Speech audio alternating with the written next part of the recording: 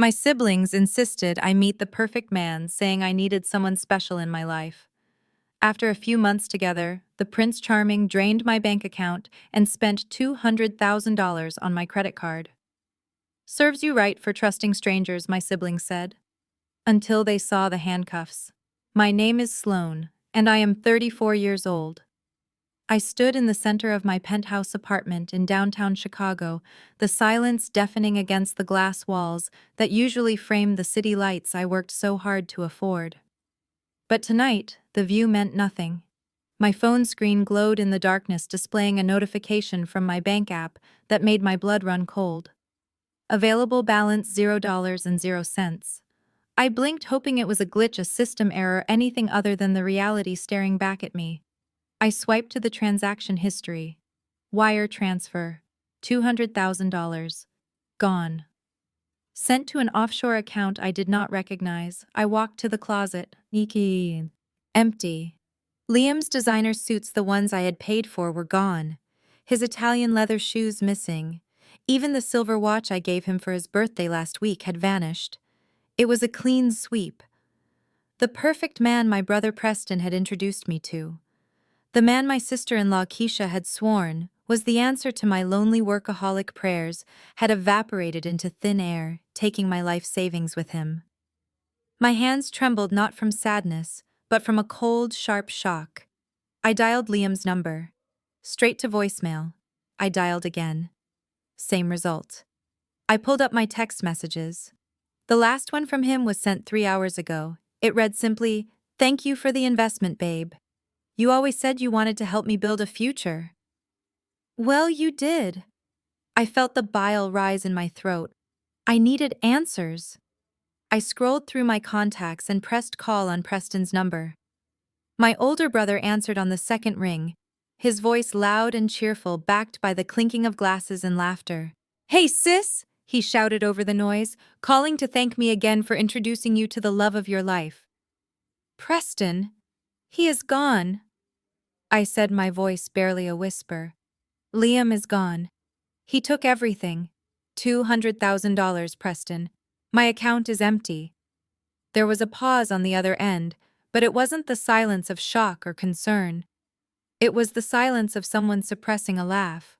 "Gone." Preston repeated, his tone shifting from jovial to mocking. "Well, I cannot say I am surprised. I told you Liam was a high-value man, Sloane. Men like that do not stick around for women who prioritize their spreadsheets over their partners." "What are you talking about?" I gripped the phone tighter. "He stole from me. He committed wire fraud. This is a crime." "Do not be dramatic," Preston scoffed. "He probably just took what he felt he was owed." "You are difficult, Sloane. You always have been. You probably bored him to death with your forensic accounting stories and your obsession with rules. Maybe he considers it a severance package for dealing with your cold personality for 3 months. $200,000 seems like a fair price for tolerating you." I stood frozen. My own brother was justifying a felony committed against me. "You introduced us," I said, my voice shaking with rage. "You vouched for him. You said he was a vice president at a hedge fund." "And you believed it?" Preston laughed, a cruel barking sound. "For a smart girl, you really are stupid when it comes to people. Maybe next time you will listen when I tell you to invest in my business instead of chasing after some fantasy life. At least I would have kept the money in the family." He hung up. The line went dead. I stared at the phone, the betrayal stinging more than the loss of the money. They knew. Somehow deep down I realized they knew exactly what kind of man Liam was. I grabbed my keys.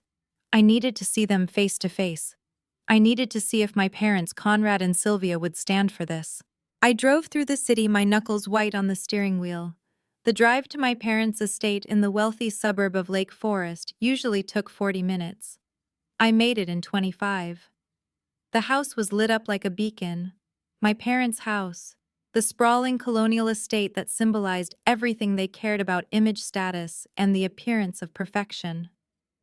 I parked my car haphazardly in the driveway, blocking Preston-leased BMW. I marched up the stone steps and threw open the front door without knocking.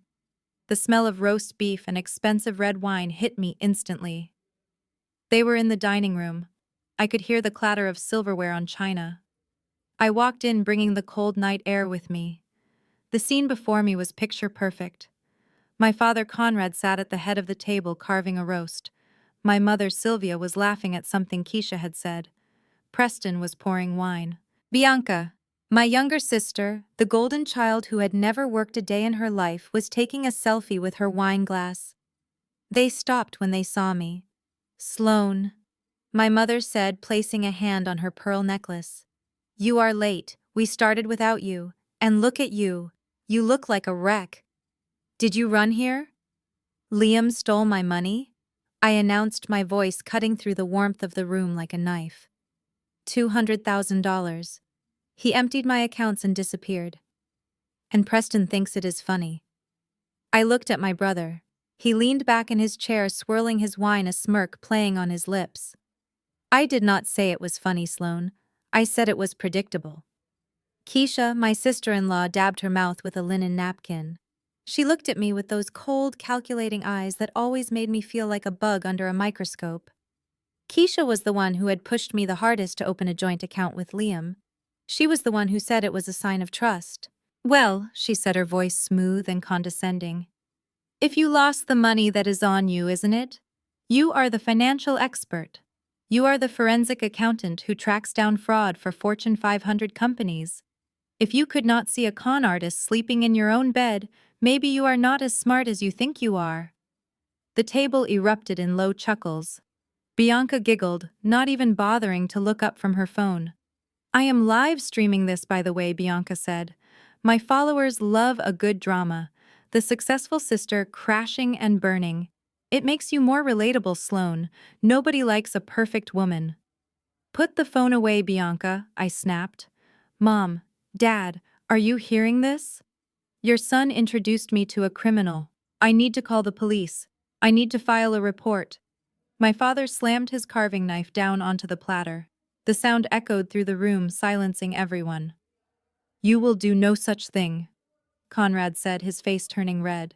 You will not bring the police into this. You will not drag this family name through the mud because you were careless with your checkbook. Careless. I felt tears pricking my eyes, hot and angry. I was robbed, Dad. You were foolish, my mother chimed in, taking a sip of her wine. We told you that you needed a man. We told you that you were getting too old to be so picky. So you finally found someone, and you could not keep him happy. Now you want to punish us for your failure? It is $200,000, I shouted. That is my savings. That is my life. It is tuition for a life lesson, Keisha interjected. Consider it the cost of learning how to be a better partner. Besides, shouting at us will not bring the money back. You are ruining dinner. I looked around the table. These were the people I had spent my life trying to please. I had paid off Preston debts 3 times. I had bought Bianca her first car. I had paid for my parents' anniversary cruise last year. I was the one who worked 80-hour weeks. I was the one who solved their problems. And now when I was bleeding, they were sharks circling the water. You are glad this happened, I realized, speaking the words out loud. You are happy I failed. Preston laughed again. We are not happy, Sloane. We are just relieved. Relieved that you finally got knocked down a peg. You walk around here with your fancy job and your penthouse and your attitude, acting like you are better than everyone because you earn your own money. Well, look where that got you. Alone and broke. My mother sighed, a dramatic, long-suffering sound. Sit down and eat, Sloane. We can discuss alone later, perhaps. But do not expect us to bail you out completely. You need to learn responsibility. Alone. I looked at my mother. You want to loan me money? With interest, Keisha added quickly. It is only fair. Family or not, business is business. I looked at Keisha. She was wearing a new diamond tennis bracelet. It sparkled under the chandelier. I looked at Preston. His watch looked new too, a Rolex. He had been complaining about being broke 2 weeks ago, begging me to invest in his latest failing startup. And now, suddenly, they were flush with cash and confidence. Something clicked in my brain. The forensic accountant part of me, the part that hunted financial predators for a living, suddenly woke up. It pushed aside the hurt sister and the disappointed daughter. I looked at the bracelet. I looked at the wine. I looked at their faces, not as family, but as suspects. I am not sitting down, I said, my voice suddenly calm, devoid of the emotion that had been choking me moments earlier. And I do not need your loan. I turned around and walked toward the door. Where are you going? My father demanded. I did not give you permission to leave. I do not need your permission, Conrad, I said, not calling him Dad. I am going home. I walked out of the house, the sound of their insults following me down the driveway. Run away, Sloane Preston yelled from the doorway. Go cry in your empty apartment. I got into my car and locked the doors. I sat there for a moment in the dark driveway, watching the warm glow of the windows where my family continued their feast. They thought I was broken. They thought I was the victim. They thought they had won. I wiped the single tear that had escaped my eye. Then I reached into the back seat and pulled over my laptop bag. It was not just a personal computer. It was a military-grade machine issued by my firm, loaded with tracking software that could trace a digital footprint across 3 continents in seconds. I opened the laptop. The screen illuminated my face in the darkness. I typed in my password. I pulled up the transaction log of the wire transfer. They think I am a sheep, I whispered to the empty car. They forgot that my job is hunting wolves. I started typing. The code flowed across the screen. I wasn't just looking for Liam anymore. I was looking for the connection. I was looking for the link between a man who didn't exist 3 months ago and the sudden influx of luxury goods on my brother and sister-in-law wrists. I drove away from the estate, the tires crunching on the gravel. I wasn't going home to cry. I was going home to work. The game had just begun, and they had no idea who they were playing against. I drove back to the city, the skyline of Chicago looming ahead like a fortress of steel and glass. My apartment felt different when I returned. It wasn't a home anymore. It was a command center. I made a pot of black coffee. I took off my heels and changed into sweatpants. I sat at my dining table, which was covered in bank statements and printed emails I had kept over the last 3 months. I needed to retrace everything. I needed to understand how I, a woman who spots fraud for a living, had walked blindly into a trap set by my own blood. I closed my eyes and let my mind drift back to 6 months ago. The setup. It had been subtle, a drip feed of poison disguised as concern. I remembered the Sunday brunch at my parents' house. The sun was shining, but the atmosphere was heavy with the usual passive-aggressive judgment. You are 34, Sloane, my mother had said, poking at her salad. Your eggs are drying up. Do you want to be alone forever? I am not alone, Mom, I had replied. I have a career. I have friends. Friends do not hold your hand when you are dying, Sylvia had snapped. You need a husband. Preston knows a man, a vice president at a bank. He is perfect for you. Preston had chimed in, his mouth full of bacon. Yeah, Liam. Great guy. Sharp. He is looking for someone smart. Someone on his level. Not like the bimbos I date. He wants a partner. Keisha had leaned over, touching my hand with her manicured claws. You should meet him, Sloane. Just one drink. What is the harm? Unless you are afraid you are too intimidating for a real man. They knew exactly which buttons to push. They knew my insecurity about being the perpetual single wheel at family gatherings. They knew I was tired of being the example of what not to be. So I went. I met Liam. And he was perfect. Too perfect. He wore Tom Ford suits. He drove a Porsche. He spoke about market volatility and emerging tech sectors. He listened when I talked about money laundering schemes.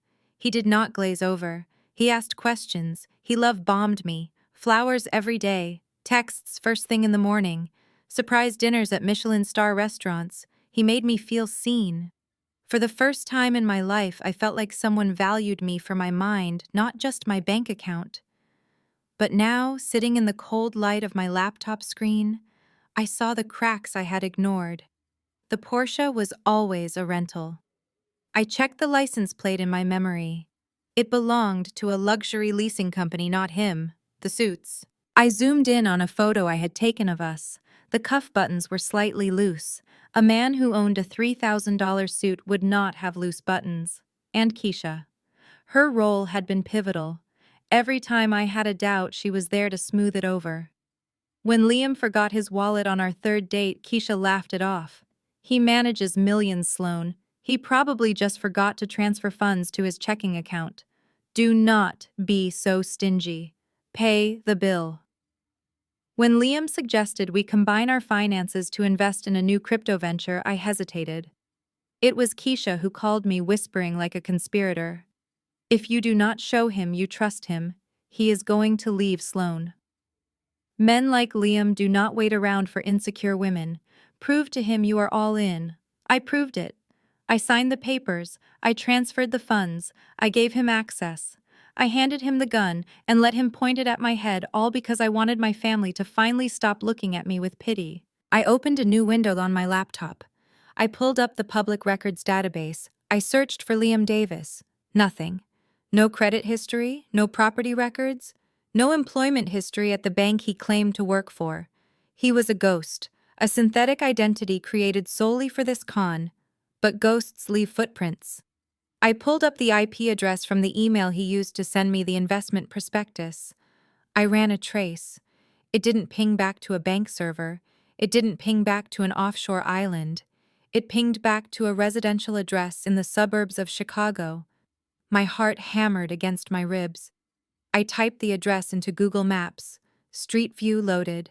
A small run-down house with peeling paint and an overgrown lawn. This wasn't a vice president's house. This was the house of a desperate man. I dug deeper. I cross-referenced the address with utility bills. The name on the electric bill wasn't Liam Davis. It was Arthur Miller. I searched Arthur Miller. There he was. A mugshot from 5 years ago. Petty theft. Check fraud. Actor in local community theater. The perfect man was an unemployed actor with a criminal record. But that wasn't the smoking gun. The smoking gun was the phone records. I hacked into the family's shared cloud account. They were careless with passwords. Password 1234. Preston never changed it. I downloaded the call logs from Preston's phone. There were dozens of calls to Arthur Miller number. Calls dating back 3 months before I even met Liam. Calls late at night. Calls lasting hours. And then I saw the texts. Deleted texts. But nothing is ever truly deleted. I ran a recovery script. The messages flooded onto my screen, green bubbles of betrayal. Preston. She is buying it. She thinks he is real. Keep the charm up. Keisha. Make sure she feels guilty for working late. Tell her she is neglecting the relationship. That is her weak spot. Preston. We need that money by the end of the month. The loan sharks are breaking my legs if I do not pay up. Keisha. Do not worry. The little forensic genius is emotionally stunted.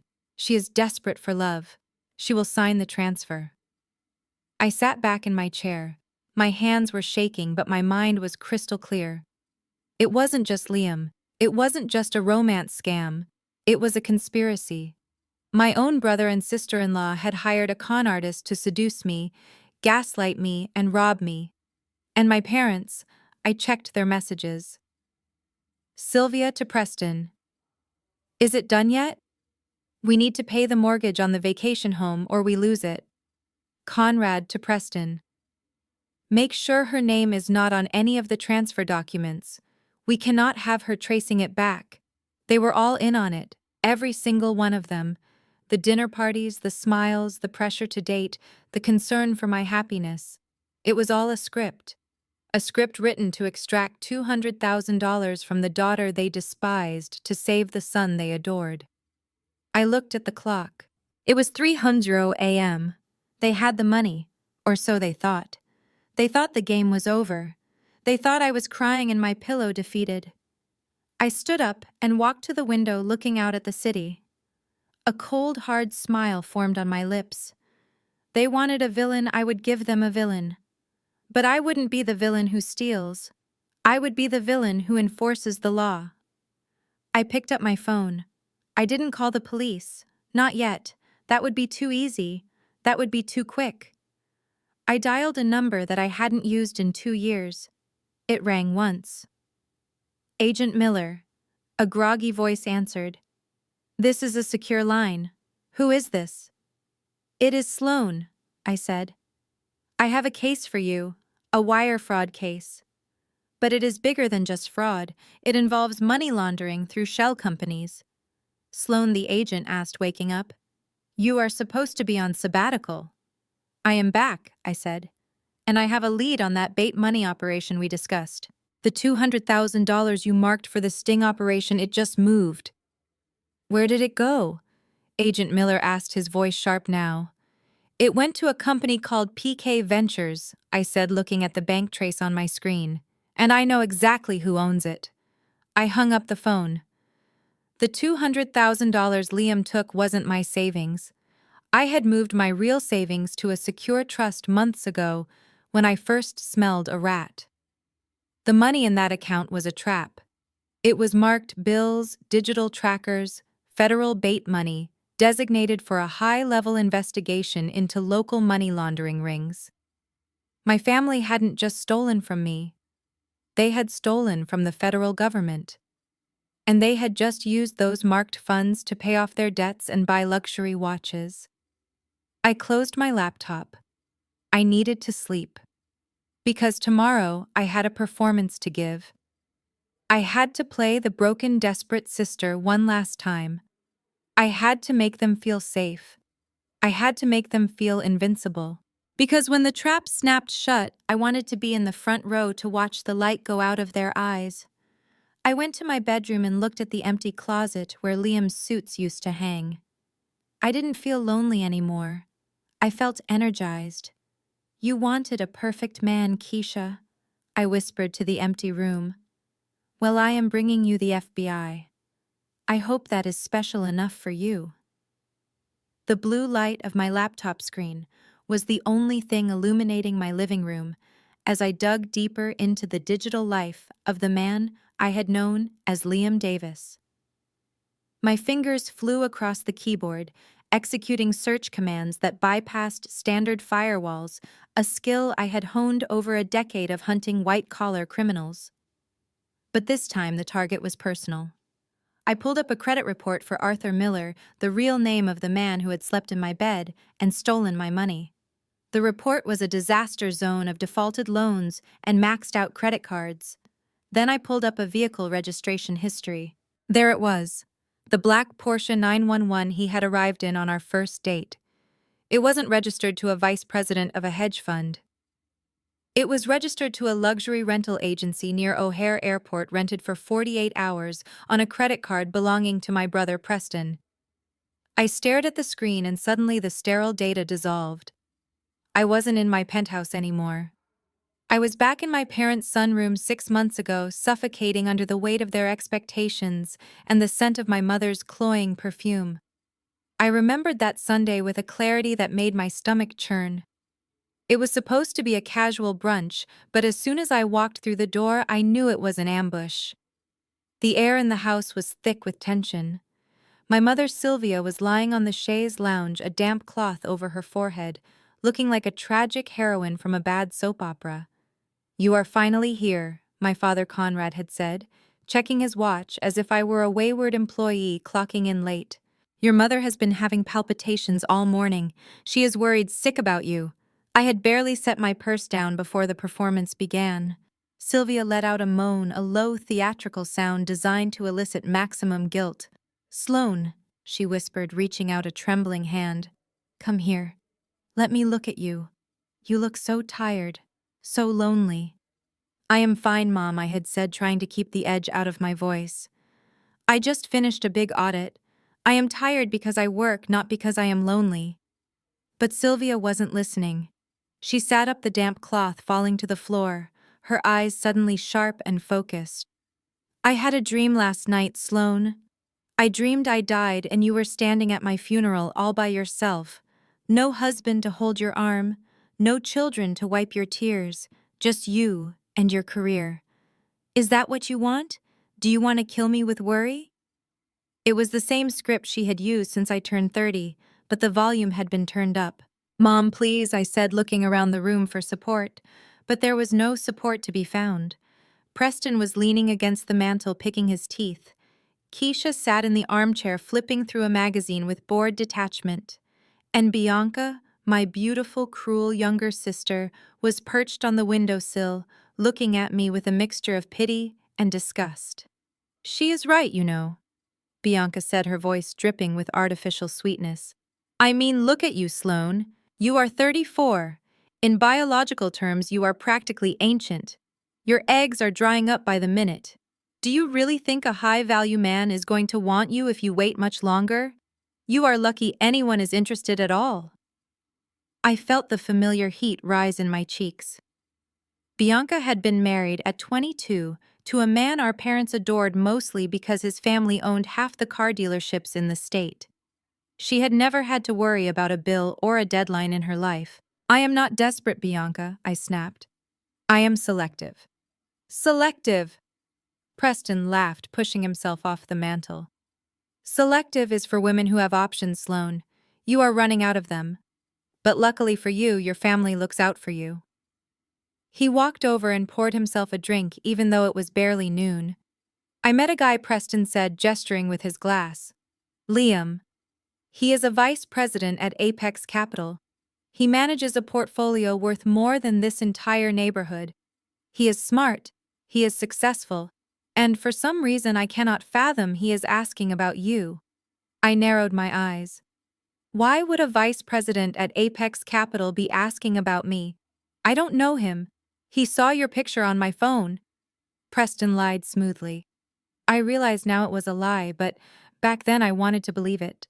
I wanted to believe that someone could look at a photo of me and see something worth pursuing, something other than an ATM machine. He thinks you have intelligent eyes, Keisha chimed in, not looking up from her magazine.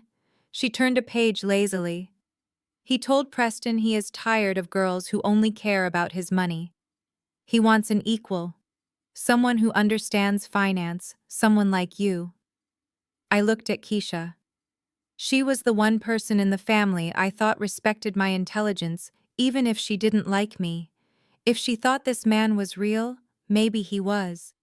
He wants to take you to dinner, my mother said, clasping her hands together as if in prayer. Just one dinner, Sloane.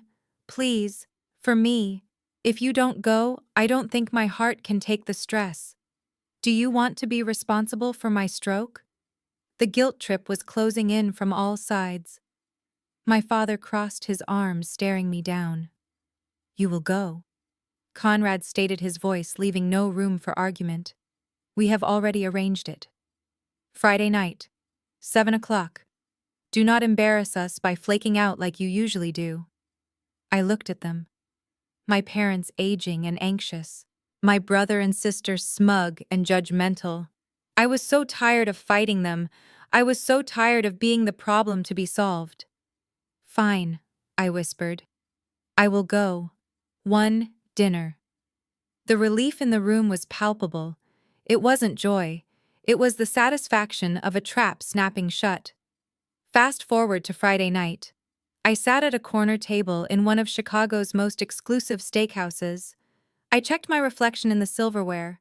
I had worn my best black dress, the one that made me feel like a CEO, not a spinster. I was nervous. Despite my skepticism, a tiny part of me hoped they were right. Maybe there really was a man out there who wouldn't be intimidated by my job or bored by my silence. And then he walked in. I watched the valet pull up through the window.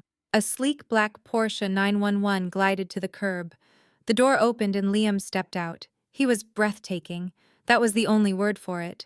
He was tall, with the kind of broad shoulders that filled out a suit perfectly. And the suit. It was a charcoal Tom Ford tailored to within an inch of its life. I knew the cost of that fabric. I knew the cut. It screamed money and power.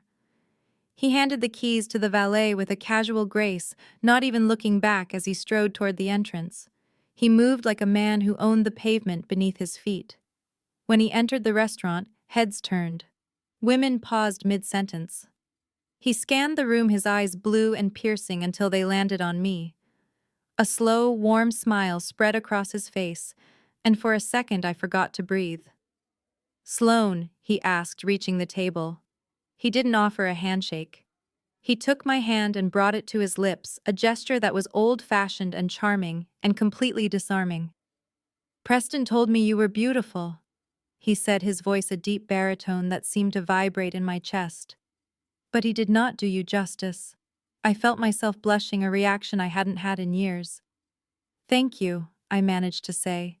"You must be Liam." "Please sit," he said, pulling out my chair for me. As he sat down opposite me, he placed his phone and the Porsche keys on the table. Not in a showy way, but with the casual indifference of someone who is used to having nice things. "I apologize if I am a few minutes late," he said, unbuttoning his jacket.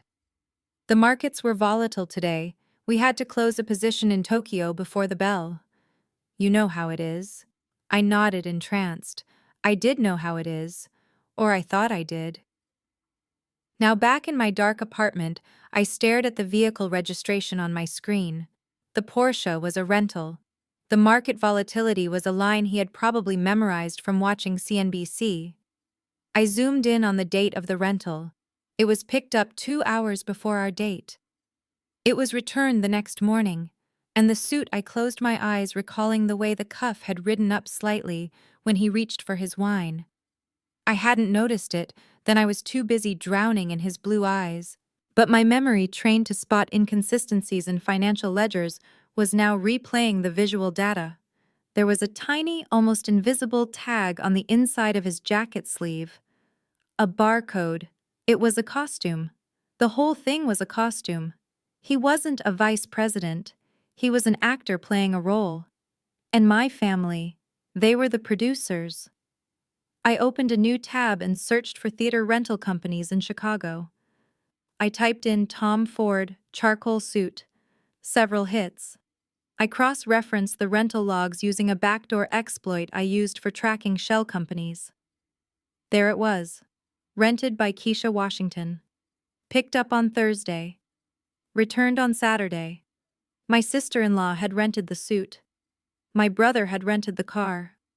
My mother had scripted the guilt. They had built the perfect man out of lies and borrowed props specifically designed to bypass my defenses. They knew I wouldn't fall for a scrub. They knew I needed to see success to respect it. So they manufactured success. I felt a cold rage settle in my chest, replacing the shock. They hadn't just introduced me to a bad guy. They had curated a fraud. They had invested their own money they claimed they didn't have to create a honey trap for me. Why? The answer was on the spreadsheet in front of me. The debts. Preston's gambling. My parents' mortgage arrears. Bianca's credit card bills. They spent thousands to steal hundreds of thousands. It was an investment. And I was the yield. I looked at the picture of Liam on my laptop screen, the mugshot from his petty theft arrest 5 years ago. His eyes were the same, but the confidence was gone. He looked scared in the photo. Desperate. That was the real Liam. Arthur Miller. A desperate man hired by a desperate family to destroy the only person who had ever actually helped them. I closed the laptop lid with a snap. The darkness of the room felt comforting now. It was a cover, a place to hide while I sharpened my knives. They thought the play was over. They thought the curtain had fallen and they were counting the box office receipts. But they forgot one thing. I wasn't just the audience. I was the critic. And I was about to write a review that would close their show forever. I picked up my phone and dialed the number for the FBI field office again. "Agent Miller," I said when he answered. "I have more. I know where the seed money for the fraud came from. It came from the family. I am sending you the rental receipts now." I hung up and walked to the window, looking out at the city lights. "Enjoy the Porsche." "Preston," I whispered, Enjoy the suit, Liam, because the next uniform you wear is going to be orange. The months that followed our first date were a masterclass in psychological warfare disguised as romance. Liam did not just date me, he studied me. He identified every crack in my armor, every insecurities my family had cultivated over 3 decades, and he filled them with a putty made of charm and calculated attention. He was the perfect boyfriend. He was the man who showed up at my office at noon on a Tuesday with a kale smoothie and a Cobb salad because he remembered I had a deadline and would forget to eat. He was the man who sat on my beige sofa and listened to me rant about tax loopholes and hidden assets for 2 hours without checking his phone once. He looked at me with an intensity that made me feel like I was the only person in the world, like my boring, meticulous life was fascinating. It was intoxicating. For a woman who had spent her life being told she was too cold, too analytical, too much work being treated like a prize was a drug. I was addicted to the validation. I was addicted to the feeling of being chosen. And like any addict, I started to ignore the side effects. The red flags were there. They were small, fluttering in the periphery of my vision, but I swatted them away. The fact that he never invited me to his place because it was being renovated. The way he paid for everything in cash, because he claimed he didn't trust digital banking trails, which ironically was something we bonded over. The way his phone would buzz late at night, and he would silence it with a tight smile, claiming it was international markets opening. Then came the pivot. It was subtle at first. He started talking about the future. Not just dinner plans, but real future. Building something together. A legacy. He told me he was tired of making money for other people at the hedge fund. He wanted to start his own private equity firm, and he wanted me to be a part of it. Not just as a partner in life, but as a partner in business. He pitched it to me over a candlelit dinner at my place. A crypto arbitrage opportunity. High yield, short term. But it required liquidity. It required trust. He said he needed to move fast and his assets were tied up in long-term bonds. He needed a partner who could move cash quickly. I hesitated. My training kicked in. Every alarm bell in my forensic accountant brain started ringing. You do not mix love and money. You do not move liquid assets into a joint venture without due diligence. I opened my mouth to ask for a prospectus, to ask for the incorporation papers. But before I could speak, my phone rang. It was Keisha. I excused myself to the kitchen. Keisha never called just to chat. He is there, isn't he? She asked, her voice low and conspiring. Yes, I whispered. He is talking about an investment, a joint venture. Do it, Keisha said. I blinked. I have not even told you what it is. It does not matter what it is, Sloane. It matters what it represents. Keisha's voice shifted, becoming the wise older sister tone she used when she wanted to manipulate me. Look, Preston tells me Liam is getting restless. He is used to women who throw themselves at him. He is used to women who trust him. You are making him jump through hoops. You are treating him like one of your suspects. I am being prudent, I argued, watching Liam through the kitchen doorway.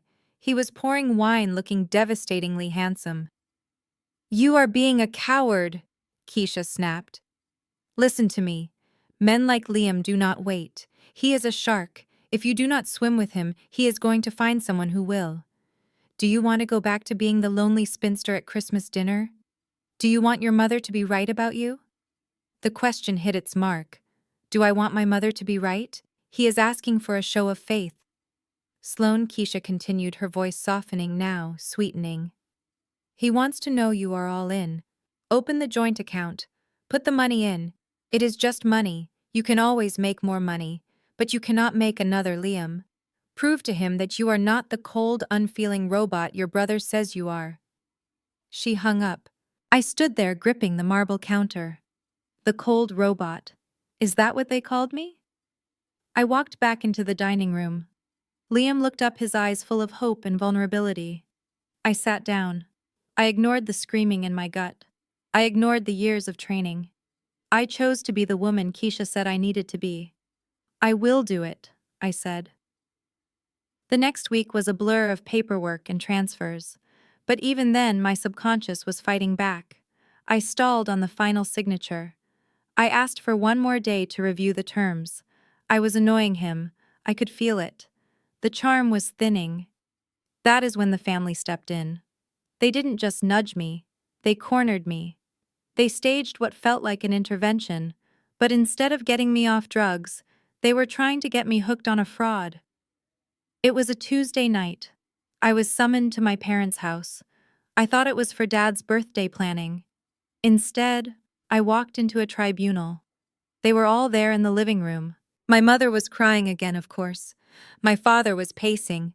Preston was shaking his head with exaggerated disappointment. Liam called me, Preston said, not even saying hello. He says you are getting cold feet. He says you are asking for audits of his personal finances. Are you insane, Sloane? I am just being careful, I said, standing near the door clutching my purse. It is a lot of money. $200,000. It is an investment in your future, my mother wailed from the sofa. Why do you always have to ruin everything? Why do you have to analyze everything to death? Can't you just let yourself be happy? Can't you just trust someone for once in your miserable life? I looked at them. I looked for a shred of protection. Parents are supposed to protect their children from predators. But my parents were holding the door open for the wolf. You are embarrassing us, Bianca chimed in from the armchair inspecting her nails. I told my friends my sister is dating a finance god. Now I have to tell them she scared him away because she is too stingy to share a bank account. You are such a buzzkill, Sloane. You are going to die alone, and honestly, you deserve it. Keisha walked over to me. She placed her hands on my shoulders. She looked me in the eye with that earnest, sincere expression that I now knew was a mask. Sloane, look at me. We love you. We just want you to be loved. You are self-sabotaging. You are terrified of intimacy, so you are using money as a shield. Put the shield down. Liam is the real deal. I have seen the way he looks at you. He adores you. But you are pushing him away. If you do not sign those papers tomorrow, he is going to walk. And he should. Because nobody wants to be with a woman who treats them like a criminal. The gaslighting was total. It was a symphony of manipulation. They took my greatest professional strength, my skepticism, and turned it into a personal failing. They took my caution and rebranded it as a pathology. They made me feel like I was the broken one for wanting to verify a bank routing number. My father stopped pacing and stood in front of me. He looked tired. He looked disappointed. If you let this man go, Sloane, do not come crying to us, he said sternly. We are tired of your drama. We are tired of your loneliness. Fix this. Sign the papers. Grow up. I looked at their faces. Disappointment. Anger. Pity. I couldn't take it anymore. I just wanted them to stop. I wanted to be the good daughter. I wanted to be the sister who had it all. I wanted to prove them wrong by doing exactly what they said. Okay, I whispered. I felt small. I felt like a child. Okay, I will sign. My mother stopped crying instantly. She clapped her hands. Oh, thank God. You are finally using your head. Call him. Call him right now and apologize. Preston patted me on the back, a heavy, condescending thud. Good girl. You won't regret it. Liam is going to make us all rich. I mean, make you rich. I pulled out my phone. I called Liam. I apologized for being difficult. I apologized for doing my job. I told him I was ready to move the funds. He sounded relieved. He sounded loving. He called me his partner. I drove home that night feeling a strange mixture of nausea and relief. I had silenced the family. I had secured the boyfriend. I had done what I was told. The next morning I went to the bank. I sat in the glass cubicle with the relationship manager. I filled out the wire transfer authorization. $200,000. The entirety of the liquid capital I had access to in that specific account. Reason for transfer, the banker asked, his pen hovering over the form. Investment, I said.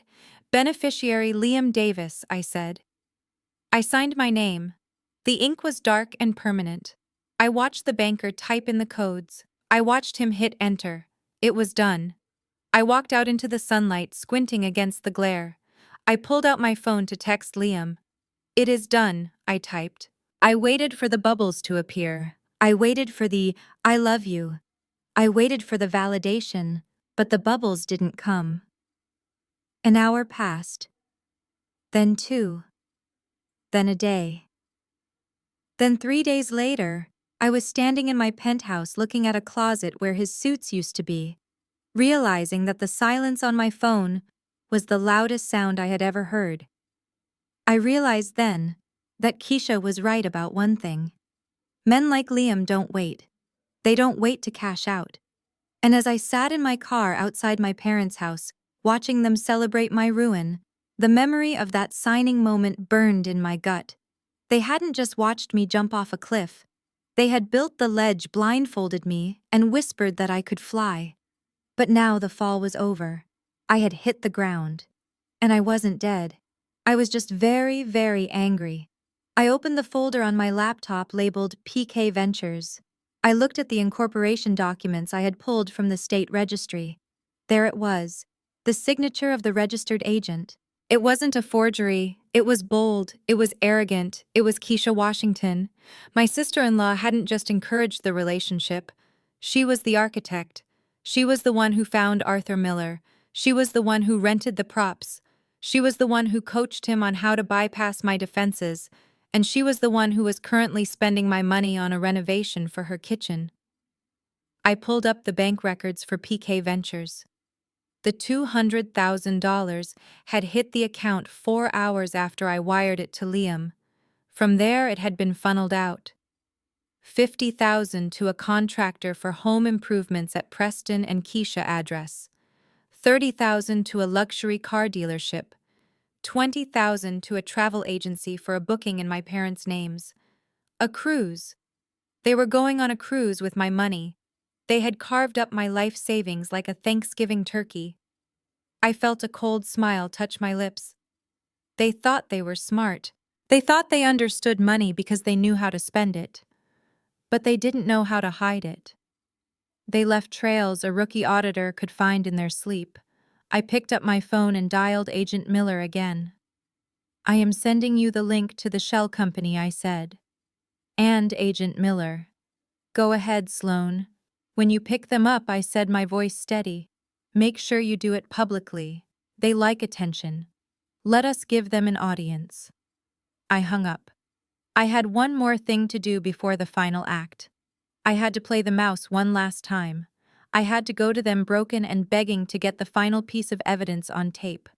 I needed them to admit it. I needed their voices on record laughing about the theft, confirming the conspiracy. I checked my appearance in the rearview mirror. I messed up my hair. I rubbed my eyes until they were red. I practiced my trembling lip. I started the car. It was time to go begging. It was time to walk into the lion's den and lock the door behind me. I poured another cup of coffee, the steam rising against the cold glass of my penthouse window. It was 4 in the morning, and the city was asleep, but the digital world never slept. Neither did I. Not anymore. My eyes burned, but my mind was sharpening with every piece of data I uncovered. I had the who, I had the what. Now I needed the where and the why. I needed to see the moment the deal was struck. I needed to see my brother selling me out. I turned back to my laptop. My target now was physical proximity. If Preston and this man Arthur Miller had conspired to defraud me, they had to have met. They had to have planned it. And men like Preston were arrogant. They didn't use encrypted messaging apps for everything. They liked the sound of their own voices.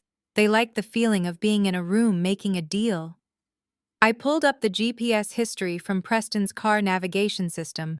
He thought deleting the trip logs on the dashboard was enough. He didn't realize the cloud backup retained geolocation data for 6 months. I scrolled through the logs, filtering out the usual locations: the country club, his office, his mistress's apartment. One address stood out. It appeared 12 times in the 2 months leading up to my introduction to Liam. It was a location on the far south side of the city, an industrial district miles away from Preston's usual haunts of wine bars and golf courses. I typed the coordinates into the city surveillance grid. As a forensic accountant working with federal agencies, I had access levels that would make a privacy advocate scream. I pulled up the traffic camera feeds for that intersection. I worked backward from the dates in the GPS log. The video files loaded slowly, grainy night vision footage. But there it was. Preston's BMW pulled up to the curb outside a place called the Iron Horse. It was a dive bar, the kind with barred windows and no sign. I watched as my brother stepped out of the car. He looked out of place in his tailored blazer, nervously checking over his shoulder. He wasn't there for a drink. He was there for business. A few minutes later, another figure appeared on the screen. He walked out of the shadows of the alley, lighting a cigarette. Even in the low-resolution footage, I recognized the walk, the swagger. It was Liam. But he wasn't wearing a Tom Ford suit. He was wearing a faded hoodie and jeans that looked like they hadn't seen a washing machine in weeks. They stood on the sidewalk. They didn't shake hands like strangers meeting for the first time. They stood close, heads bowed together. Conspirators. I zoomed in. The software sharpened the image. I saw Preston hand something to Liam. An envelope, thick, cash, seed money for the wardrobe rental, a down payment on my destruction. I watched them argue. Preston was gesturing wildly, his face contorted with stress. Liam was laughing. He clapped Preston on the shoulder, a gesture that looked less like comfort and more like ownership. This meeting took place 3 weeks before Preston told me he had a perfect guy for me, 3 weeks before the trap was set. But how did they know each other? Preston was a snob who wouldn't be caught dead south of the loop unless he had to be.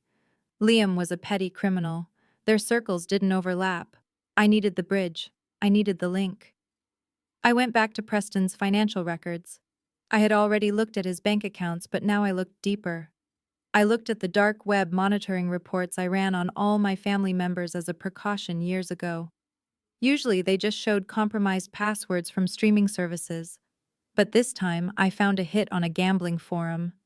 A user handle I recognized from Preston's college days. High Roller P. I traced the activity. It wasn't just recreational sports betting. It was high-stakes underground poker, and he was losing, badly. I pulled up a ledger from a seizure my firm had processed last year involving an illegal gambling ring. I cross-referenced the user handle. There it was, a debt sheet. Preston didn't just owe money to credit card companies. He owed $500,000 to a syndicate known for breaking kneecaps first and asking questions later. The debt had been called in 4 months ago. The exact timeline when he started pressuring me to date. The pieces slammed into place with the force of a physical blow. Preston wasn't just greedy, he was terrified. He was drowning, and I was the life raft he decided to burn to keep himself warm. But that still didn't explain Arthur Miller. I went back to the gambling forum data. Who was Preston communicating with? One name kept popping up in his direct messages. A fixer. A middleman named Sal. I ran Sal through the criminal database. Salvatore Ricci, convicted felon, recently released from Stateville Correctional Center. I pulled up Sal's inmate record. Cell Block C, cellmate assignment 2019. His cellmate was Arthur Miller. The connection was linear. It was brutal in its simplicity. Preston owed money he couldn't pay. He went to his fixer Sal begging for a way out. Sal knew a guy who could charm the skin off a snake, a guy who needed a score just as bad as Preston did. Arthur Miller. They didn't introduce me to a boyfriend. They introduced me to a mercenary. I sat back, the light from the screen stinging my eyes. I thought about all the red flags I had missed. The signs were screaming at me, but I had been deafened by my own family's gaslighting. I remembered a dinner a month into dating Liam. We were at my apartment. Liam had left his phone on the counter while he went to the bathroom. It buzzed. A text message popped up on the lock screen. Don't forget the script. P. I had frowned, staring at it. P. Preston. Why would Preston be texting my boyfriend about a script? When Liam came back, I asked him, who is P? And what script? He didn't even flinch. He laughed, picking up the phone and sliding it into his pocket. "Oh, that is Paul, my assistant at the bank. We are working on a presentation for the board tomorrow. I call it the script because I have to memorize my lines perfectly, or the CEO will eat me alive." It was a smooth lie, effortless. But looking back, I remembered Keisha's reaction. She had been there that night, stopping by, to drop off a dessert. She had jumped in immediately. "Oh, Sloane, stop interrogating him. You are so suspicious. It is a work thing. Let the man breathe. If I were him, I would be annoyed that you are reading my texts." She wasn't defending him because she thought I was being rude. She was defending him because she was the director of this little play and she needed the actors to stay in character. She knew exactly what script Preston was talking about. It was the script they were using to play me. I remembered another moment. The time I ran into Preston and Liam at a coffee shop downtown. It was supposed to be a coincidence. I was walking out of a client meeting. They were sitting at a table in the back corner. They weren't laughing like friends. They were huddled close and tense. Preston looked sweaty pale. Liam looked bored. When they saw me, the dynamic shifted instantly. Preston jumped up, a fake smile plastered on his face. "Hey sis, look who I found wandering the streets. We were just talking about you." Liam stood up and kissed me, his demeanor shifting from bored criminal to loving boyfriend in a nanosecond. "I was just asking your brother for advice on what to get you for our anniversary," he had said. I had melted. I had actually melted. I thought they were plotting a surprise gift. Now I knew what they were really discussing. Preston was probably telling him the loan sharks were getting impatient. Liam was probably demanding a bigger cut of the take to speed things up. They were negotiating the price of my life while I stood there smiling like a fool. The anger I felt wasn't hot anymore. It was absolute zero. It was a cold, hard block of ice sitting in the center of my chest. My brother had sold me for $500,000. He had looked at me, his sister, the person who had covered for him since we were kids, and he had seen nothing but a mark. He had endangered me. He had brought a career criminal into my home, into my bed, because he was too weak to face the consequences of his own addictions. And he had used my loneliness as the weapon. That was the unforgivable part. He knew I wanted to be loved. He knew it was the one thing I couldn't audit, the one thing I couldn't control. And he used it to gut me. I saved the video footage from the traffic camera. I saved the gambling forum logs. I saved the inmate records linking Arthur and Sal. I had the evidence. I had the motive. I had the means. Preston owed the mob $500,000. He had stolen $200,000 from me. That meant he was still short. That meant he was desperate. And desperate men make mistakes. I checked the time. The sun was starting to rise over the lake. The city was waking up. I wasn't done yet. I had one more stop to make on my digital tour of betrayal. I needed to see where the money went after it hit the shell company. I needed to see if they were stupid enough to spend it immediately. I opened the bank records for PK Ventures again. I saw the transfers out. But then I saw something else. A scheduled transfer pending for tomorrow, a large payment, to an offshore betting site. Preston wasn't paying off the loan sharks. He was gambling with the stolen money. He was trying to double it. He was trying to win his way out of the hole using the money he had destroyed my life to get. He was a junkie, and he was about to lose everything. "Good," I whispered to the screen. I picked up my phone and sent a text to Agent Miller. "I have the motive. It is gambling debt, and I have the link between the con man and the brother. They serve time with a mutual contact. I am uploading the files to the secure drop now." I didn't wait for a reply. I stood up and walked to the bathroom. I washed my face. I looked at the woman in the mirror. She looked tired. She looked pale. But she didn't look like a victim anymore. I brushed my hair. I put on my makeup. I put on my armor. Today was the day I went to beg. Today was the day I played the part they wrote for me. I would go to them. I would cry. I would ask for help. I would let them gloat. I would let them think they had gotten away with it. Because the only thing sweeter than watching them fall would be watching them fall when they thought they were flying. I sat in the center of my living room, surrounded by the hum of my servers. The city of Chicago slept outside my windows, but inside my penthouse, the digital world was screaming at me. Most people look at a bank statement and see numbers. I look at it and see a narrative. I see intent. And right now, the narrative on my screen was telling me that my brother and sister-in-law were not just greedy, they were amateurs trying to play a professional game. I cracked my knuckles and took a sip of cold coffee. It was time to follow the money. The initial wire transfer of $200,000 had supposedly gone to an account in the Cayman Islands. That was what the confirmation slip said. That was what Liam had told me. It was the classic move. Send the money to a tax haven where U.S. jurisdiction dies a slow bureaucratic death. But I knew something they didn't. I knew that international wire transfers of that size trigger immediate flags if the recipient account doesn't have a verified history. I pulled up the SWIFT logs. I didn't need a warrant. I had backdoors into the banking system that I had built during my years hunting cartel assets. I watched the digital footprint of my money. It hit the intermediary bank in New York. That was standard. Then it was supposed to jump the ocean. But it didn't. The transfer bounced. Not fully. It didn't return to my account. It diverted. It hit a routing number that belonged to a regional bank in Delaware. I leaned closer to the screen. Delaware. The land of corporate anonymity. The black hole where LLCs go to hide. It was the perfect place to bury money if you didn't want anyone to know who owned it. You didn't need to list your name on the public filing. You just needed a registered agent and a filing fee. But why Delaware?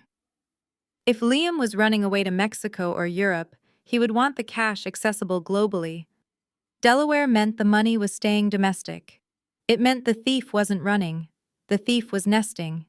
I drilled down into the Delaware account. It was a holding account for a company called PK Ventures. PK, Preston and Keisha. It was so arrogant it was almost insulting. They hadn't even bothered to come up with a clever name. They just used their initials. But a name wasn't proof. Anyone could name a company PK Ventures. I needed to see the flow. I needed to see the mechanics of the theft. I accessed the ledger for PK Ventures, and that is when I saw it. The $200,000 hadn't stayed in one lump sum.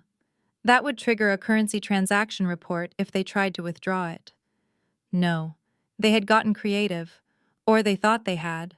The money had been shattered. Instead of one massive balance, I saw a cascade of smaller transactions. $5,000, $4,900, $5,000 again. 40 transactions, all under the $10,000 reporting threshold. It is called structuring. In the trade, we call it smurfing. It is the first thing you learn in Money Laundering 101. You break the big rock into pebbles so you can carry them out of the quarry in your pocket without the guards noticing. They were moving the money out of the holding account and into where I traced the first $5,000 chunk. It went to an account registered to Blue Sky Consulting LLC. I traced the next chunk. It went to Urban Future Management LLC. The third went to Visionary Holdings LLC.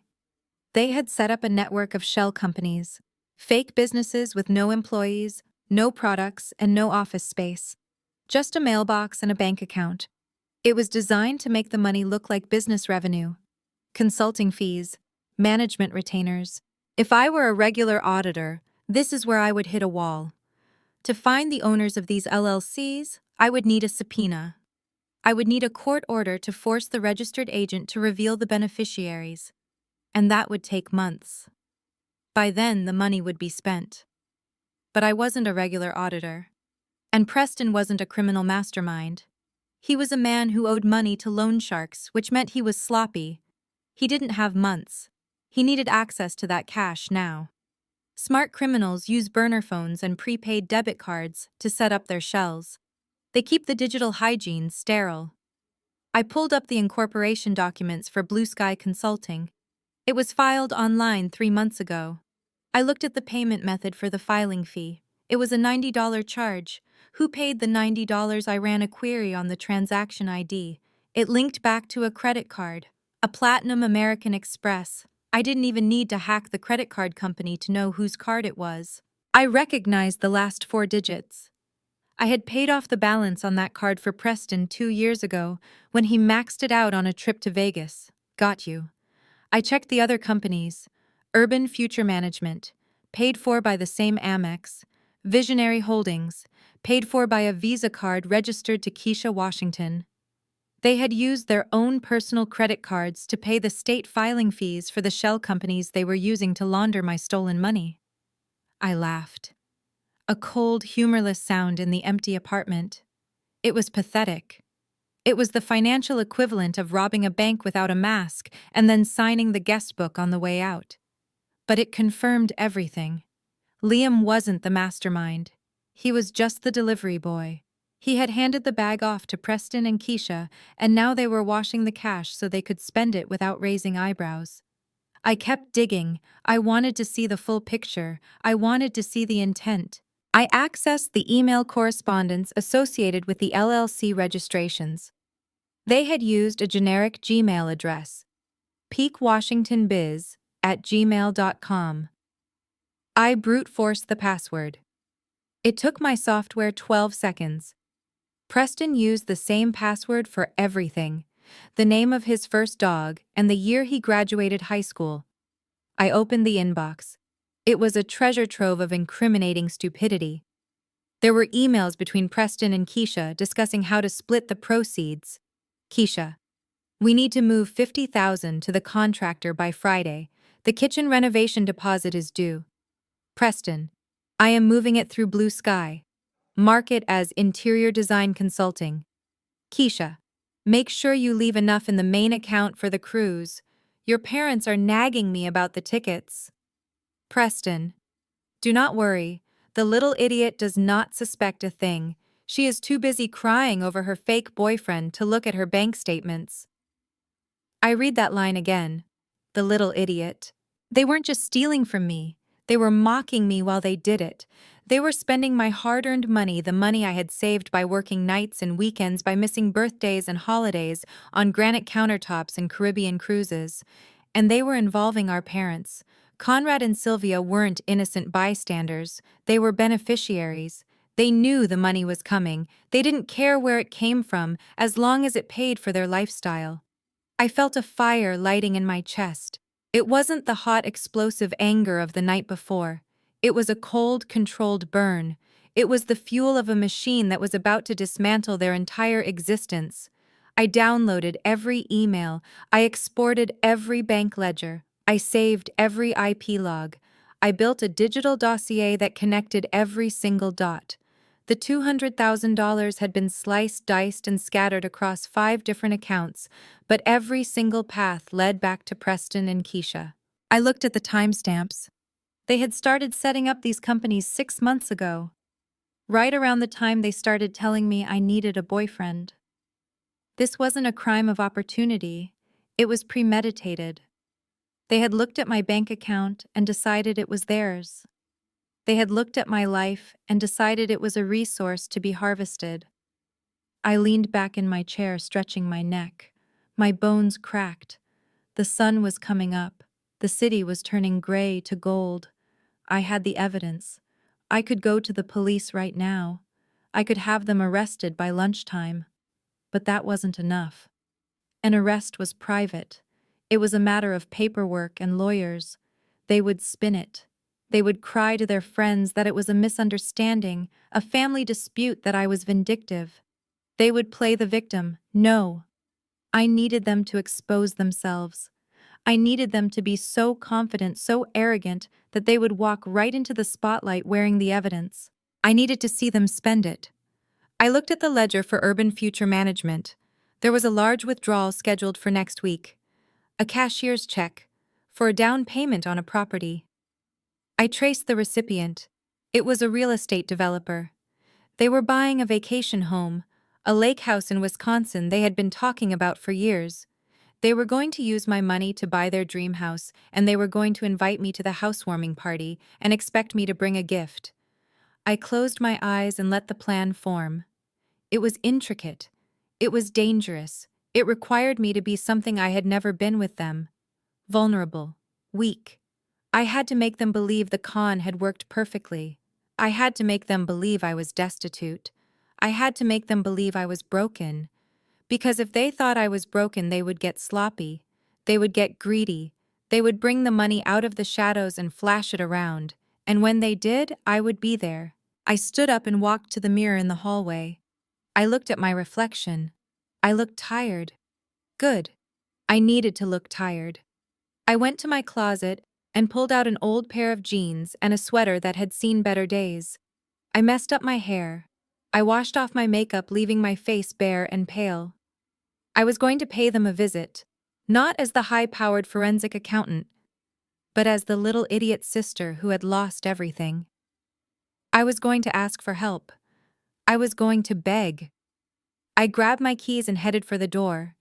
The digital hunt was over. The physical trap was about to be set. As I rode the elevator down, I checked my bank app one last time on my phone. The balance was still 0. But in my mind, I saw a different number. I saw 20 years. 20 years in a federal prison for wire fraud and money laundering. That was the real balance, and I was going to make sure they paid it in full. I parked my car 3 blocks away from Preston and Keisha's townhouse. It was a calculated move. My sleek sedan would have ruined the image I had spent the last hour cultivating. I needed to look like I had walked, like I had no other options, like I was the beaten dog returning to the only masters I had left. I caught my reflection in a shop window as I trudged toward their street. The oversized gray sweater swallowed my frame, fraying at the cuffs. My jeans were old, the knees worn white.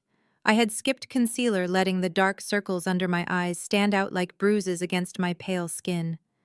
I had even rubbed a little onion juice on my collar to keep my eyes watering. It was theater. It was war paint disguised as defeat. Walking up the driveway felt like walking into a crime scene where the bodies were still warm. The house looked different to me now. Before, it was just my brother's home.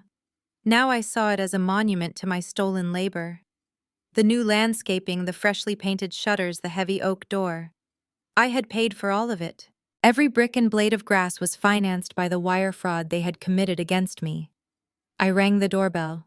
My hand shook, not from fear, but from the sheer effort of suppressing the rage that wanted to kick the door down.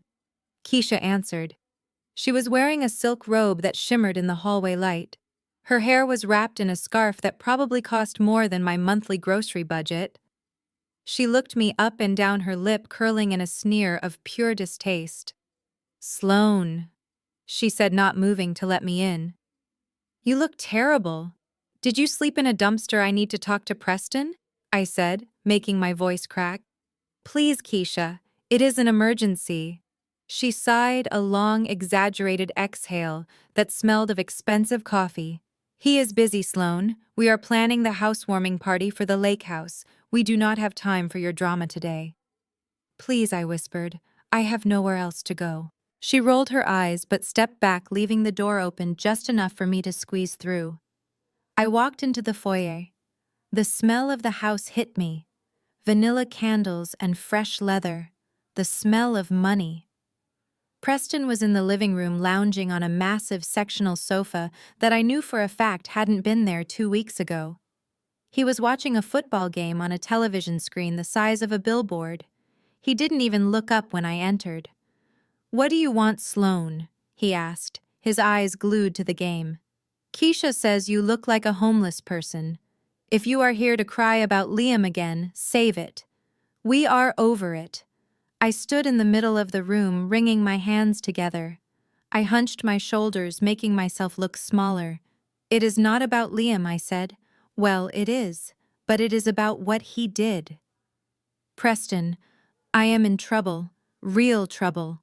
Preston finally looked away from the TV. He took a sip of his beer. "What kind of trouble? Financial," I said.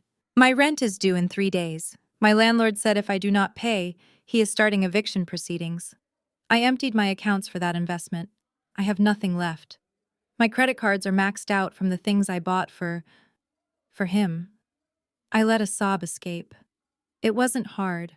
I just thought about the betrayal and the sound came naturally. So Preston said, "What do you want us to do about it?" "I need a loan," I begged. "Just $5,000. Just enough to cover rent and get some groceries until my next paycheck clears. I will pay you back. I swear, I will sign whatever you want. Please, Preston. You are my brother. I am going to be on the street." The silence that followed was heavy and cruel. Preston looked at Keisha. Keisha looked at Preston. Then slowly a smile spread across Preston's face. It wasn't a sympathetic smile. It was the smile of a predator watching a rabbit limp. $5,000, Preston repeated. That is a lot of money, Sloane. Especially for someone who claims to be a financial genius. Isn't it ironic? You spent years lecturing me about my spending. You spent years looking down your nose at me because I like to gamble. And now look at you, begging for scraps. I did not look down on you, I lied. I helped you. I paid off your debts. That was charity. Preston snapped, his face darkening. You did that to make yourself feel superior. You liked seeing me owe you. Well, how does it feel now? How does it feel to be the one with the empty hand? It feels terrible, I whispered. Please, I just need a lifeline. Keisha walked over to the coffee table. She picked up a magazine and started flipping through it, acting bored. We do not have $5,000 just lying around for you to waste, Sloane, she said casually. We have expenses, real expenses, investments, properties. We are building a future. We cannot just throw money into a black hole like you. I looked at her feet. She was wearing a pair of red-bottomed heels, Christian Louboutin. They were brand new. The soles hadn't even been scuffed yet. You have money, I said, pointing a trembling finger at her shoes. Those shoes. Keisha, those are $2,000. You are wearing my rent on your feet. Keisha laughed. It was a sharp barking sound. She extended her leg, admiring the shoe turning her ankle so the red sole flashed like a warning light. Do you like them? She asked. They are beautiful, aren't they? I bought them yesterday. A little treat for myself.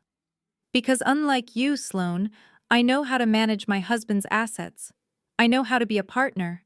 You bought those with my money, I thought. You bought those with the wire transfer I sent to a fake boyfriend. How can you say you do not have money when you are wearing that? I asked, letting my voice rise to a desperate pitch. You are buying luxury shoes while your sister-in-law is about to be homeless. How is that family? Keisha stood up. She walked over to me, the heels clicking sharply on the hardwood floor. She stopped inches from my face. Because we earned it, she hissed. We were smart. You were stupid. That is how the world works, honey. The smart people take and the stupid people give. You gave. Now deal with it. You are heartless, I said, tears streaming down my face. Both of you. Preston stood up then. He was big and he used his size to intimidate. He loomed over me, his face red with annoyance. You come into my house, you insult my wife, and you demand my money, he shouted. You have some nerve, Sloane. You really do. I am not insulting her, I cried. I am just asking for help. I helped you when the bookies were going to break your legs. I helped you when you wrecked your car. Why won't you help me? Because you are a loser, Preston yelled. That is why. You are a loser who got played by a pretty face. And frankly, I am sick of looking at you. You remind me of everything I hate. You are weak. He grabbed a dining chair that was sitting near the wall and kicked it. The wood splintered with a loud crack. It was a violent, explosive display meant to terrify me. Get out, he screamed. Get out of my house before I throw you out. I stumbled back, feigning terror. I let my legs give out. I fell to the floor, landing hard on my knees right next to the coffee table. Please, I sobbed, burying my face in my hands. Please do not do this. Look at her, Keisha sneered from above me. Pathetic. Get up, Sloane. You are staining the rug. I stayed on the floor, weeping loudly, making a scene of my own misery. But while my shoulders shook and my voice wailed, my right hand was moving. I reached into the pocket of my oversized sweater. My fingers closed around the small black disc. It was a high-gain listening device smaller than a quarter with a battery life of 72 hours and a magnetic back. I crawled forward, acting like I was trying to use the coffee table to pull myself up. I gripped the edge of the table. "I am sorry," I wailed. "I am just so scared." Under the cover of my body, hidden by the baggy fabric of my sweater, I slid my hand under the lip of the heavy wooden coffee table. I felt the rough wood of the underside. I pressed the device against the metal bracket of the table leg. It clicked silently into place.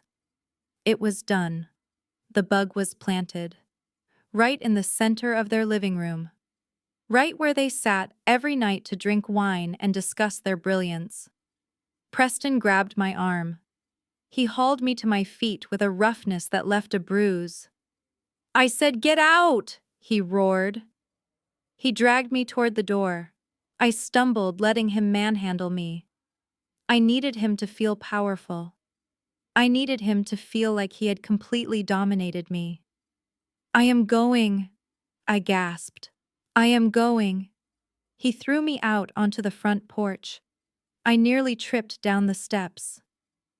"And do not come back until you have fixed your own mess," Keisha called out from the doorway.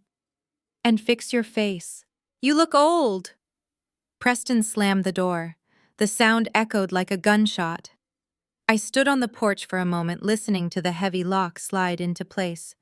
I heard them laughing inside, muffled but distinct. "She wanted 5 grand, I heard Preston say. Can you believe the audacity?" "Go sell blood," Sloane Keisha shouted through the closed door. "Or sell that penthouse. Oh wait, nobody wants a condo that smells like desperation." I turned and walked down the driveway. I kept my head down. I kept my shoulders hunched until I turned the corner and was out of their line of sight. Then I stopped. I straightened my spine. I wiped the onion-induced tears from my cheeks. I took a deep breath of the cold night air. The transformation was instant. The broken, sobbing sister evaporated. The forensic accountant returned. I walked the 3 blocks to my car, my strides long and purposeful. I unlocked the sedan and slid into the driver's seat. I didn't start the engine immediately. Instead, I reached into my bag and pulled out a receiver unit and a pair of headphones. I put the headphones on and turned the dial. Static hissed for a second, and then the audio feed cleared. It was crystal clear. I heard the clinking of glass. I heard the rustle of fabric. "Pathetic," Keisha was saying. "Did you see her shoes? She looked like she got dressed in the dark." "She is broken," Preston agreed. "Totally broken. We do not have to worry about her anymore. She is too busy trying to survive to ask questions." "Good," Keisha said. "Because I want to book the first-class tickets for the cruise tonight. We should use the money from the Blue Sky account. There is still 40,000 in there." "No use the Visionary Holdings account," Preston argued. "I moved another 10,000 in there yesterday from Liam's cut. He was complaining, but I told him to shut up or I would tell his parole officer he is leaving the state." I pressed the record button on my receiver. The red light blinked in the darkness of the car. "Got you!" They were confessing. They were laying out the money trail. They were implicating Liam. They were admitting to the structuring. And then the conversation shifted. "What about Mom and Dad?" Keisha asked. "Do we give them their cut now, or wait until after the closing on the lake house?" "Wait," Preston said. "Dad is nervous. He thinks Sloane might go to the cops. I told him she's too embarrassed, but you know how he gets. We need to buy that lake house fast. Once the money is in real estate, it is harder to touch. We put the deed in the shell company's name." "Perfect," Keisha said. "I already picked out the furniture. We are going to have the best summer ever." I listened for another 10 minutes. I heard them open another bottle of wine. I heard them toast to their genius. I heard them mock my tears. I took the headphones off. My hands were steady now. The shaking had stopped.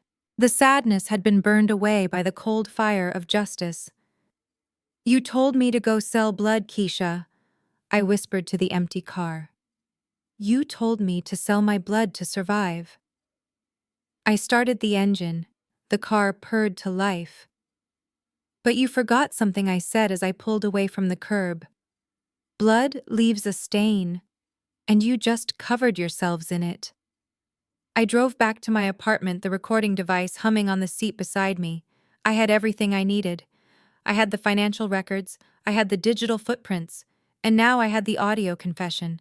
The trap was set, the bait was taken. Now all I had to do was wait for the party.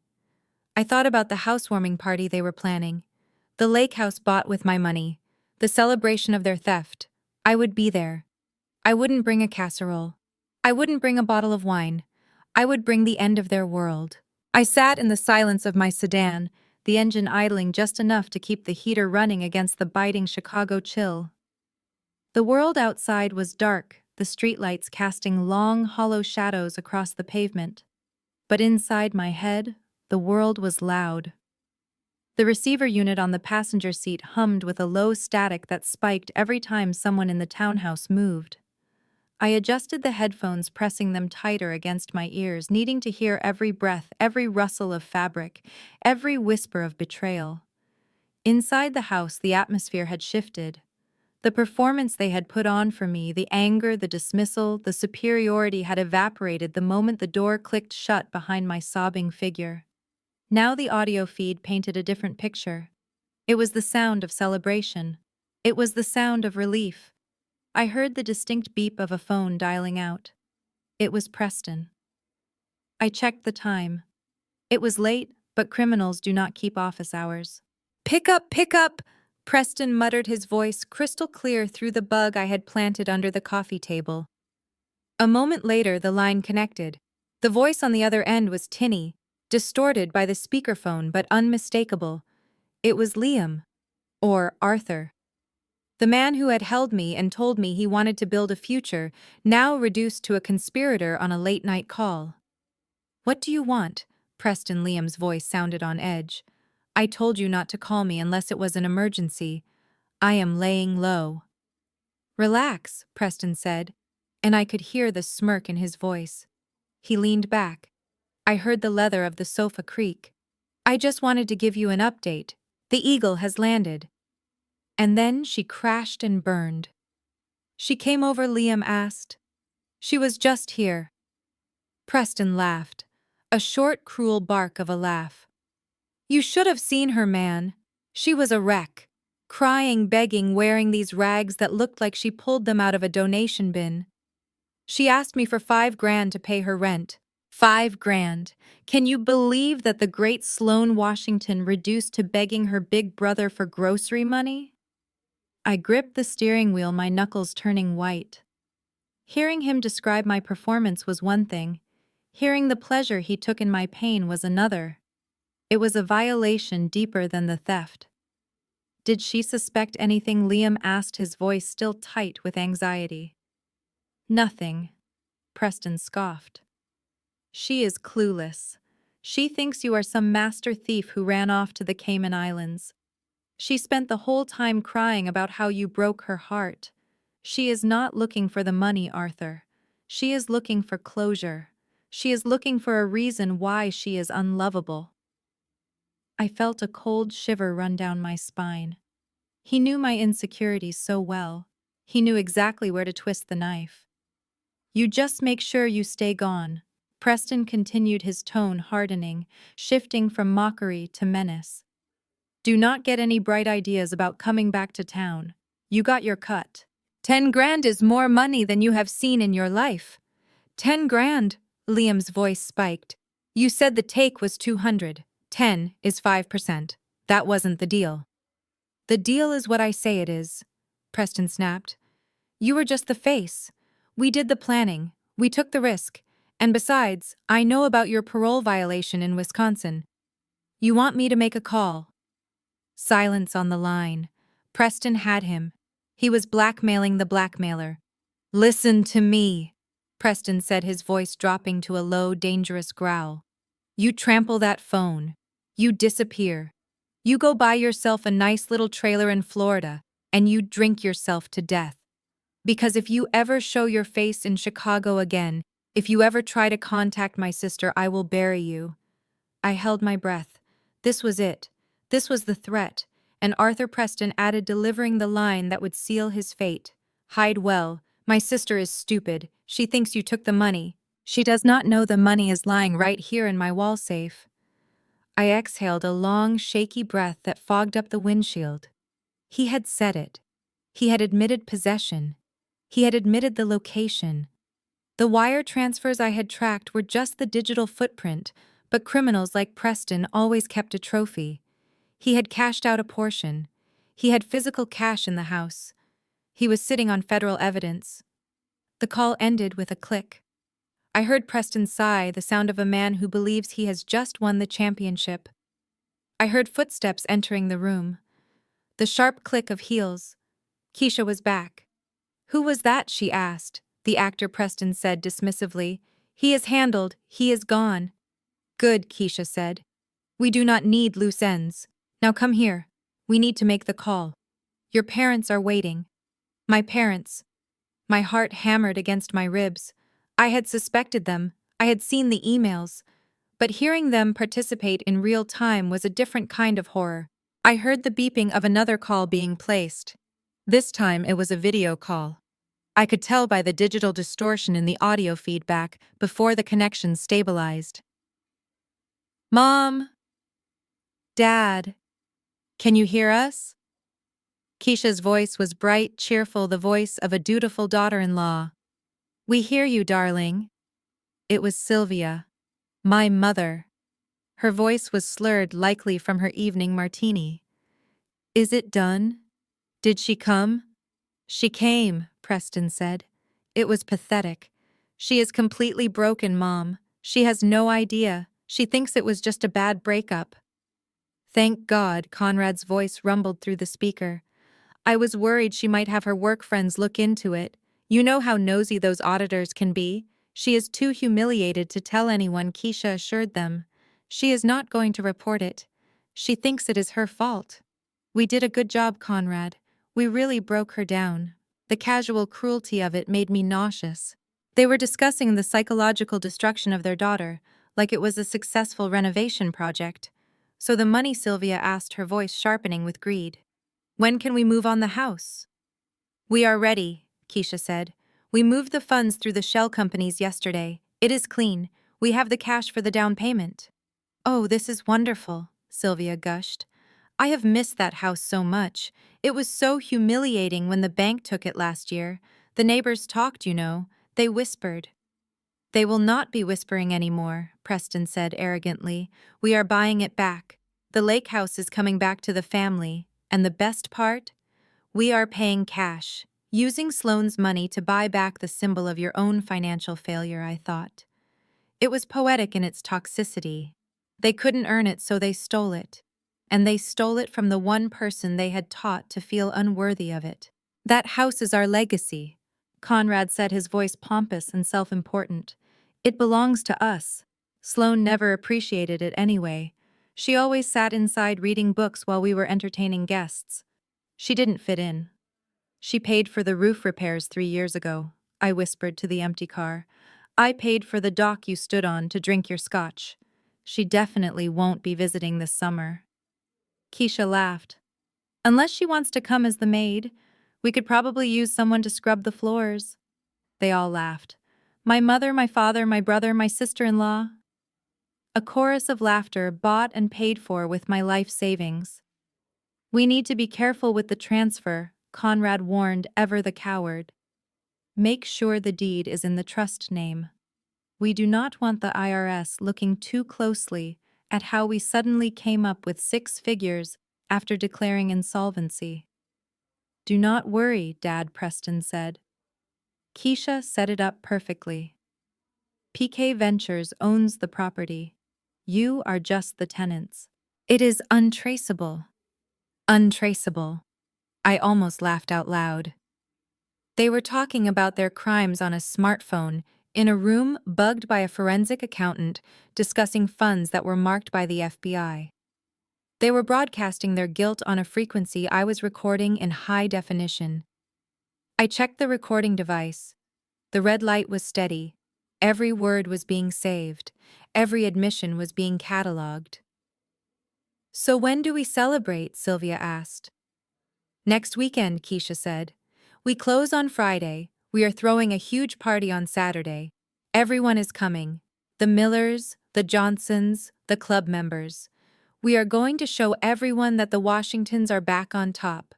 A party. A victory lap. "I want champagne," Sylvia declared. "The expensive kind." "We can afford it now," Preston said. "Thanks to Sloane." I sat there in the dark listening to them plan the menu. They discussed catering. They discussed the guest list. They worried about the weather. They didn't spare a single second of concern for the daughter they believed was starving in a cold apartment 3 miles away. I had heard enough. I had the confession. I had the motive. I had the location of the physical cash. I had the confirmation of the money laundering scheme. And I had the date of their public celebration. I reached over and turned off the receiver. The silence rushed back into the car, heavy and final. They were going to have their party. They were going to stand on the deck of that lake house holding their champagne, looking out over the water, feeling like kings and queens of the world. They were going to toast to their cleverness, and I was going to be the one to crash it. I pulled my phone out of my pocket. I had one text message drafted to Agent Miller, but I didn't send it yet. I needed to add one detail. I typed rapidly, my thumbs flying across the screen. Subject Operation Family Reunion. Target location confirmed, the Lake Geneva estate. Date: next Saturday. The subjects will be in possession of the assets and the documents, requesting a full tactical team for the takedown. I paused, then I added one last line. And bring the media liaison. If they want to show the world they are back on top, let us make sure the world is watching when they fall. I hit send. The message whooshed away into the digital ether. I started the car and pulled away from the curb. The house grew smaller in my rearview mirror, until it was just a speck of light in the darkness, a trap that had caught its own creators. I wasn't the victim anymore. I was the architect of their ruin. And as I drove back toward the city, I felt the first real smile in months spread across my face. It was a cold smile, sharp as a blade. The perfect man was fake, the love was fake, the family was fake. But the handcuffs were going to be very, very real. The crystal chandeliers of the grand ballroom at the Palmer House Hilton hummed with electricity, casting a golden glow over 200 of Chicago's social elite. It was Saturday night. It was my parents' 40th wedding anniversary. And it was the stage for the greatest performance of their lives. I stood outside the double mahogany doors, smoothing the lapels of my black Saint Laurent tuxedo suit. I had bought it 3 years ago after closing the biggest case of my career, but I had never worn it. It felt too aggressive, too sharp for the daughter who was supposed to be seen and not heard. Tonight it felt like a second skin. My hair was pulled back in a severe, sleek bun. My lips were painted a deep blood red. There were no dark circles under my eyes tonight, no oversized sweaters, no tears. Beside me stood Agent Miller. He had ditched the standard-issue FBI windbreaker for a bespoke Navy suit that fit him like armor. He adjusted his cufflinks, catching my eye in the reflection of the glass door. "Ready to crash a party?" he asked, a small, dangerous smile playing on his lips. I checked the time on my phone. 8:00 p.m. The speeches were scheduled to start now. "I am ready," I said. "Let us go make a scene." Inside, the air smelled of expensive perfume and truffle oil. Round tables draped in white linen filled the room, centered by floral arrangements that probably cost more than my first car. Waiters in white gloves drifted through the crowd with trays of champagne. At the head table, my family sat like royalty holding court. Conrad looked flushed and triumphant in his tuxedo, his hand resting possessively on Sylvia's shoulder. My mother was dripping in diamonds, a new necklace glittering at her throat that I knew with sickening certainty was purchased with the proceeds from my stolen retirement fund. Bianca was flitting between tables, showing off her engagement ring, playing the role of the doting daughter. And there, standing near the microphone, were the architects of my destruction, Preston and Keisha. Preston held a champagne flute high, tapping it with a silver spoon. The room fell silent. The hush was immediate and respectful.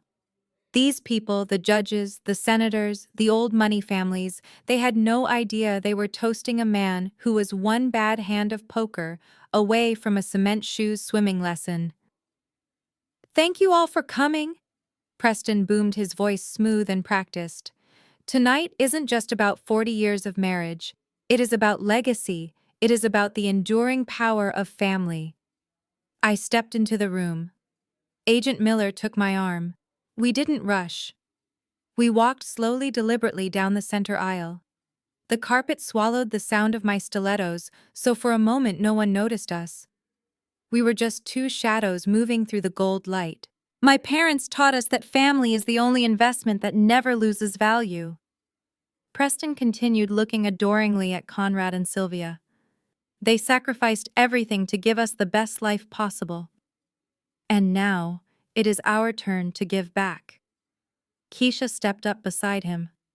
She was wearing a gold sequined gown that hugged every curve, the very picture of new money trying too hard. She held a small velvet box in her hands. "Conrad, Sylvia," she said, her voice trembling with fake emotion. "We know how much you missed the lake house. We know how hard it was to let it go last year. We promised you we would fix it, and we keep our promises." She opened the box. Inside, a heavy brass key rested on a bed of satin. "We bought it back," Preston announced, pausing for effect. "The Lake Geneva estate is yours again, paid in full. Cash." The room erupted. Applause thundered off the walls. Women cooed. Men nodded approvingly. My mother covered her mouth with her hands, sobbing theatrically. My father stood up and hugged Preston, pounding him on the back. It was a beautiful moment. It was a perfect lie, and then the applause began to die down. Not all at once, but in ripples. People near the back turned their heads. Whispers started, fingers pointed. The wave of silence rolled toward the front of the room until it hit the head table. Preston froze. He looked over the heads of the crowd. He saw me. His smile didn't just fade, it disintegrated. He looked like he was seeing a ghost. A ghost wearing a $3,000 suit. Keisha followed his gaze. Her hand went to her throat, clutching the necklace I had unknowingly bought her. Her eyes widened, darting from me to the man beside me. "Sloan," my mother whispered into the sudden silence. The microphone caught it. It echoed through the speakers, a confused, fearful sound. I didn't stop walking until I was 10 feet from the stage. I stood there, bathed in the spotlight that was meant for them. I let the silence stretch. I let them sweat. "Well, this is awkward," I said, my voice carrying clearly to the back of the room. "I must have lost my invitation in the mail." Preston recovered first. The arrogance that had fueled him for 37 years kicked in. He stepped down from the stage, marching toward me with a forced, tight smile. His eyes were hard, promising violence later. "Sloan," he hissed through his teeth, loud enough for the front tables to hear, but quiet enough to keep the illusion. "What are you doing here? You look better. We thought you were taking some time for yourself." I looked him up and down. I looked at the Rolex on his wrist. I looked at the sweat beading on his forehead. I said pleasantly. "I was taking time to audit my life. And I realized I missed my family. I couldn't let you celebrate such a massive purchase without me." Keisha hurried down to join him, blocking my path to the stage. She linked her arm through Preston's, presenting a united front, her nails dug into his sleeve. "We are so glad you could make it," she lied, her voice shrill. "But maybe this isn't the best time. We have a schedule. The dinner is about to be served. Why don't you and your friend find a table in the back or the bar?" She looked at Agent Miller. She assessed him. The suit, the shoes, the way he stood with his hands loosely clasped in front of him, watching everything with a predator's calm. She didn't recognize him as a threat yet. She just saw another man she could potentially charm. "This is Grant," I said, introducing Agent Miller. "He is a colleague. I thought you would like him, Preston. He works in asset recovery." Preston paled slightly. "Asset recovery?" "He finds things that people try to hide," I said, smiling sweetly. He is very good at it. My father Conrad had come down from the stage now. He looked furious. He walked up to me, ignoring Agent Miller completely. "This is highly inappropriate, Sloane," he muttered, his face inches from mine. "You show up here interrupting your brother's speech, making a spectacle of yourself. After everything." "Have you no shame?" "Shame?" I asked. "That is an interesting word, Dad. Considering you just accepted the keys to a $2 million property from a son who was insolvent 3 weeks ago." Conrad flinched. "Keep your voice down. We do not discuss finances in public." "Why not?" I asked, raising my voice slightly. "Everyone here is celebrating your good fortune. Don't you want to tell them how Preston managed such a miraculous turnaround? Did he win the lottery? Did he invent a new app? Or did he just find a really generous donor?" A murmur ran through the crowd. I saw the senator at table 4 lean in to whisper to his wife. I saw the bank president at table 6 frown. These people knew money, they knew Preston, and they knew the math didn't add up. "You are drunk," Sylvia said, appearing at Conrad's elbow. She grabbed my arm, her fingers pinching my skin. "You are drunk, and you are jealous. Just like always. You cannot stand to see your brother succeed. You have to ruin it. Security." She waved her hand at a confused waiter. "Get security. My daughter is not well. She needs to be escorted out." I pulled my arm away from her grip. "I am perfectly well, Mother. In fact, I have never been better. And I am not going anywhere. I brought a gift." "A gift?" Bianca asked, joining the fray. She looked at my empty hands. "You didn't bring anything. You just brought some random guy to make us jealous. It is pathetic, Sloane. Go home. Nobody wants you here." I looked at Bianca, my little sister, the one I had tutored through algebra, the one I had bailed out of jail when she got caught shoplifting at 18. "You are right, Bianca," I said. "I didn't bring a box. I brought something better. I brought the truth." I turned to Agent Miller. He nodded. He reached into his jacket pocket. Preston laughed nervously. He looked at the crowd, spreading his hands. "My sister has always been a bit dramatic. Please, everyone, enjoy your appetizers. We will handle this family matter outside." He reached for me, trying to herd me toward the exit. "Come on, Sloane. Do not make this harder than it has to be." I stepped out of his reach. I walked past him. I walked up the stairs to the stage. Sloane Preston shouted, "Get down from there!" I walked to the microphone. I tapped it. The sound boomed through the ballroom. "Excuse me, everyone," I said. My voice was steady. My hands were rock solid. "I am sorry to interrupt the champagne toast, but my brother left out a few details in his speech about family legacy." The room went dead silent. You could hear a pin drop on the carpet. 200 faces turned toward me. Conrad started lunging for the stage, but Agent Miller stepped in front of him. He didn't touch my father. He just stood there, a wall of navy wool and federal authority. "Sir, stay back," Agent Miller said. His voice wasn't loud, but it carried. "Who are you?" Conrad sputtered. "Get out of my way." I looked down at them from the stage. My family. They looked small from up here. Panic was starting to set in. Keisha was whispering frantically to Preston. Preston was looking at the exits. "My parents taught me that family supports each other," I said into the microphone. And they are right. My family supported me so much that they decided to manage my finances for me without my permission. I saw a few confused smiles in the audience. They thought it was a joke. They thought it was a roast. "Preston just gifted our parents a beautiful lake house," I continued. "It is a lovely gesture. Really. But I think it is important to give credit where credit is due." I reached into my pocket and pulled out a USB drive. I held it up. It glinted in the chandelier light. I walked over to the laptop that was running the slideshow of my parents' wedding photos. The AV technician looked at me terrified. "Plug it in," I ordered him. He hesitated. "Plug it in, or I will have you subpoenaed as an accessory," I said softly. He plugged it in. The projector screen behind me flickered. The photo of my parents cutting their wedding cake in 1984 disappeared. In its place, a bank ledger appeared. It was blown up to 10 feet tall. The numbers were black and stark against the white background. This is the transaction history for a company called PK Ventures, I narrated pointing at the screen. As you can see, on October 14th, a wire transfer for $200,000 was received. I clicked the remote. The screen changed. It showed the incorporation documents. Owner, Preston Washington. Registered agent Keisha Washington. Preston screamed. It was a primal animal sound. He charged the stage. "Turn it off! Turn it off right now!" Agent Miller intercepted him. He grabbed Preston's wrist and twisted it behind his back in one fluid motion. Preston slammed face first into the stage skirting. The crowd gasped. Chairs scraped back.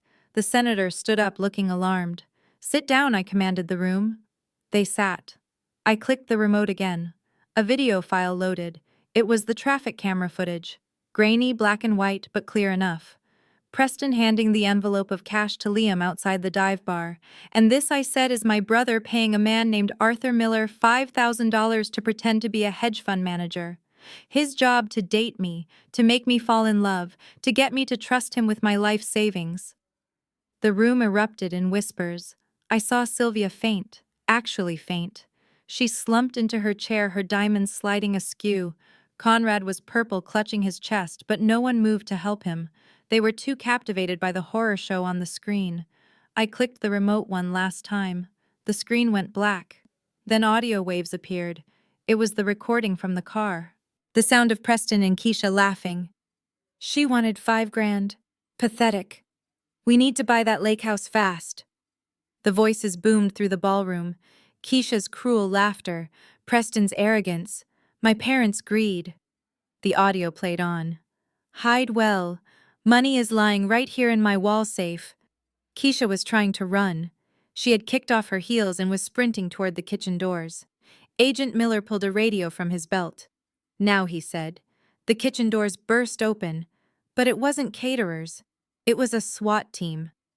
Uniformed officers poured into the ballroom from every exit. The heavy tactical gear looked jarring against the silk tablecloths and evening gowns. Keisha screamed as an officer grabbed her. She fought her gold dress, tearing her dignity, shredding with it. I stood on the stage watching the chaos. It was a symphony of justice, the flashing lights, the shouting, the sound of cuffs clicking. I looked at the crowd. They weren't whispering anymore. They were staring at my family with pure revulsion. The facade was gone. The mask had been ripped off, and underneath was just rot. I walked down the stairs of the stage. I walked past my father, who was sitting on the floor weeping into his hands. I walked past Bianca, who was live streaming the arrest of her own brother, unable to stop the content machine even when it was eating her alive. I walked up to Preston. He was on his knees, cuffed, Agent Miller holding him down. He looked up at me. His eyes were red. His lip was bleeding. "You ruined everything," he spat. "You crazy bitch. You ruined the family." I leaned down. I got close enough to smell the fear on him.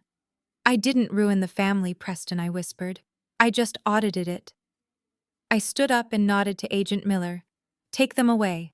I turned my back on them. I walked through the parted sea of stunned guests. I didn't look at anyone. I didn't apologize. I didn't explain. I walked out of the ballroom, out of the hotel, and into the cool night air of Chicago. The silence outside was beautiful. It was the silence of a balance sheet that finally perfectly added up to zero. The silence in the ballroom was brittle, a thin sheet of glass waiting to shatter. My introduction of Agent Miller as a colleague in asset recovery had sent a ripple of unease through the immediate circle of my family, but the rest of the room was still buzzing with the afterglow of Preston's speech. To them, we were just a hiccup in the program, a slightly awkward family reunion happening in the aisle. But Bianca was not going to let the moment pass without making it about her. My younger sister, the self-appointed princess of the Washington dynasty, pushed past Keisha.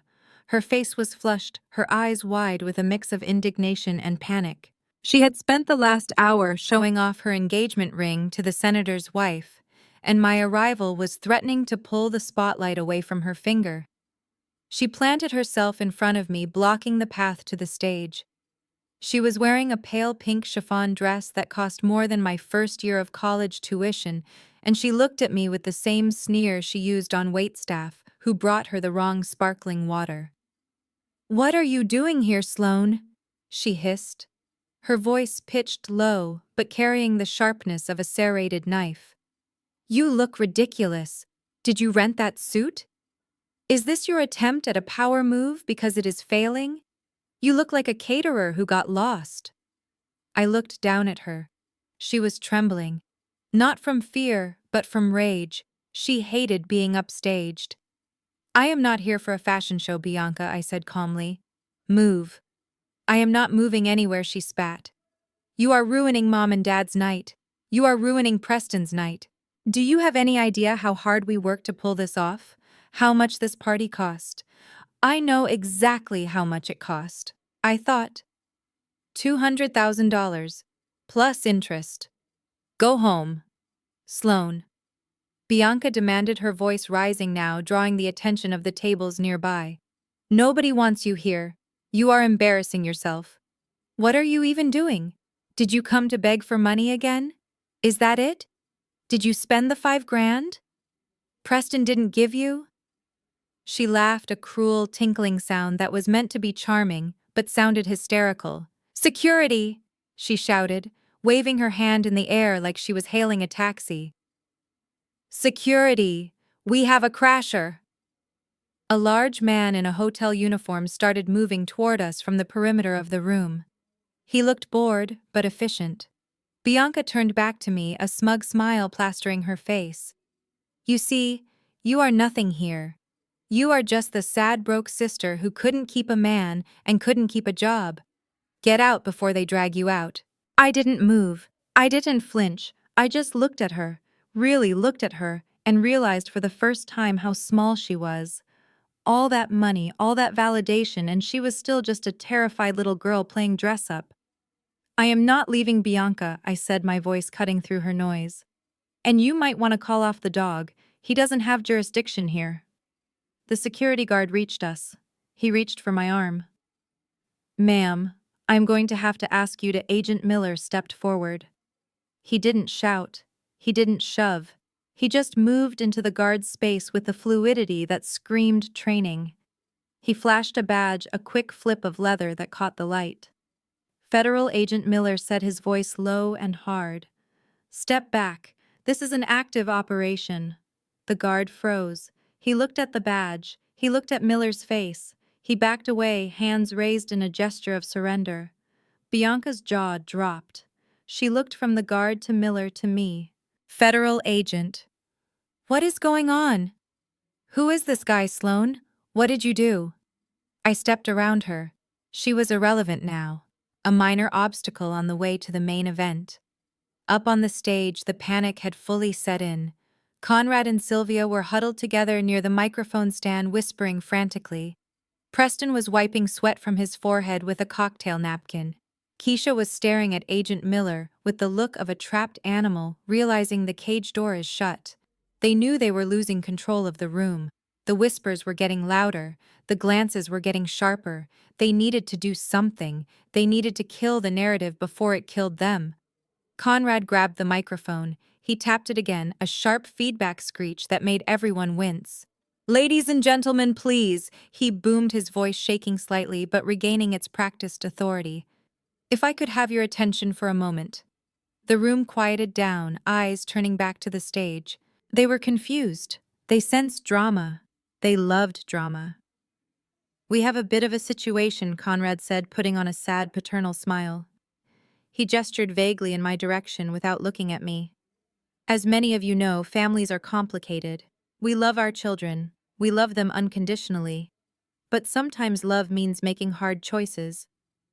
He paused, looking down at his shoes, as if overcoming great emotion. Sylvia stepped up beside him, clutching his arm, dabbing at her dry eyes with a handkerchief. "Our daughter Sloane has been going through a very difficult time," Conrad continued, his voice dropping to a somber register. We tried to keep it private out of respect for her dignity, but her appearance here tonight forces us to be honest with our friends and community. I stopped walking. I stood 10 feet from the stage, letting him dig his own grave. I wanted to hear it. I wanted to hear the lie they had crafted to explain away my destruction. Sloane has struggled with mental health issues for years. Conrad lied, the words flowing like oil.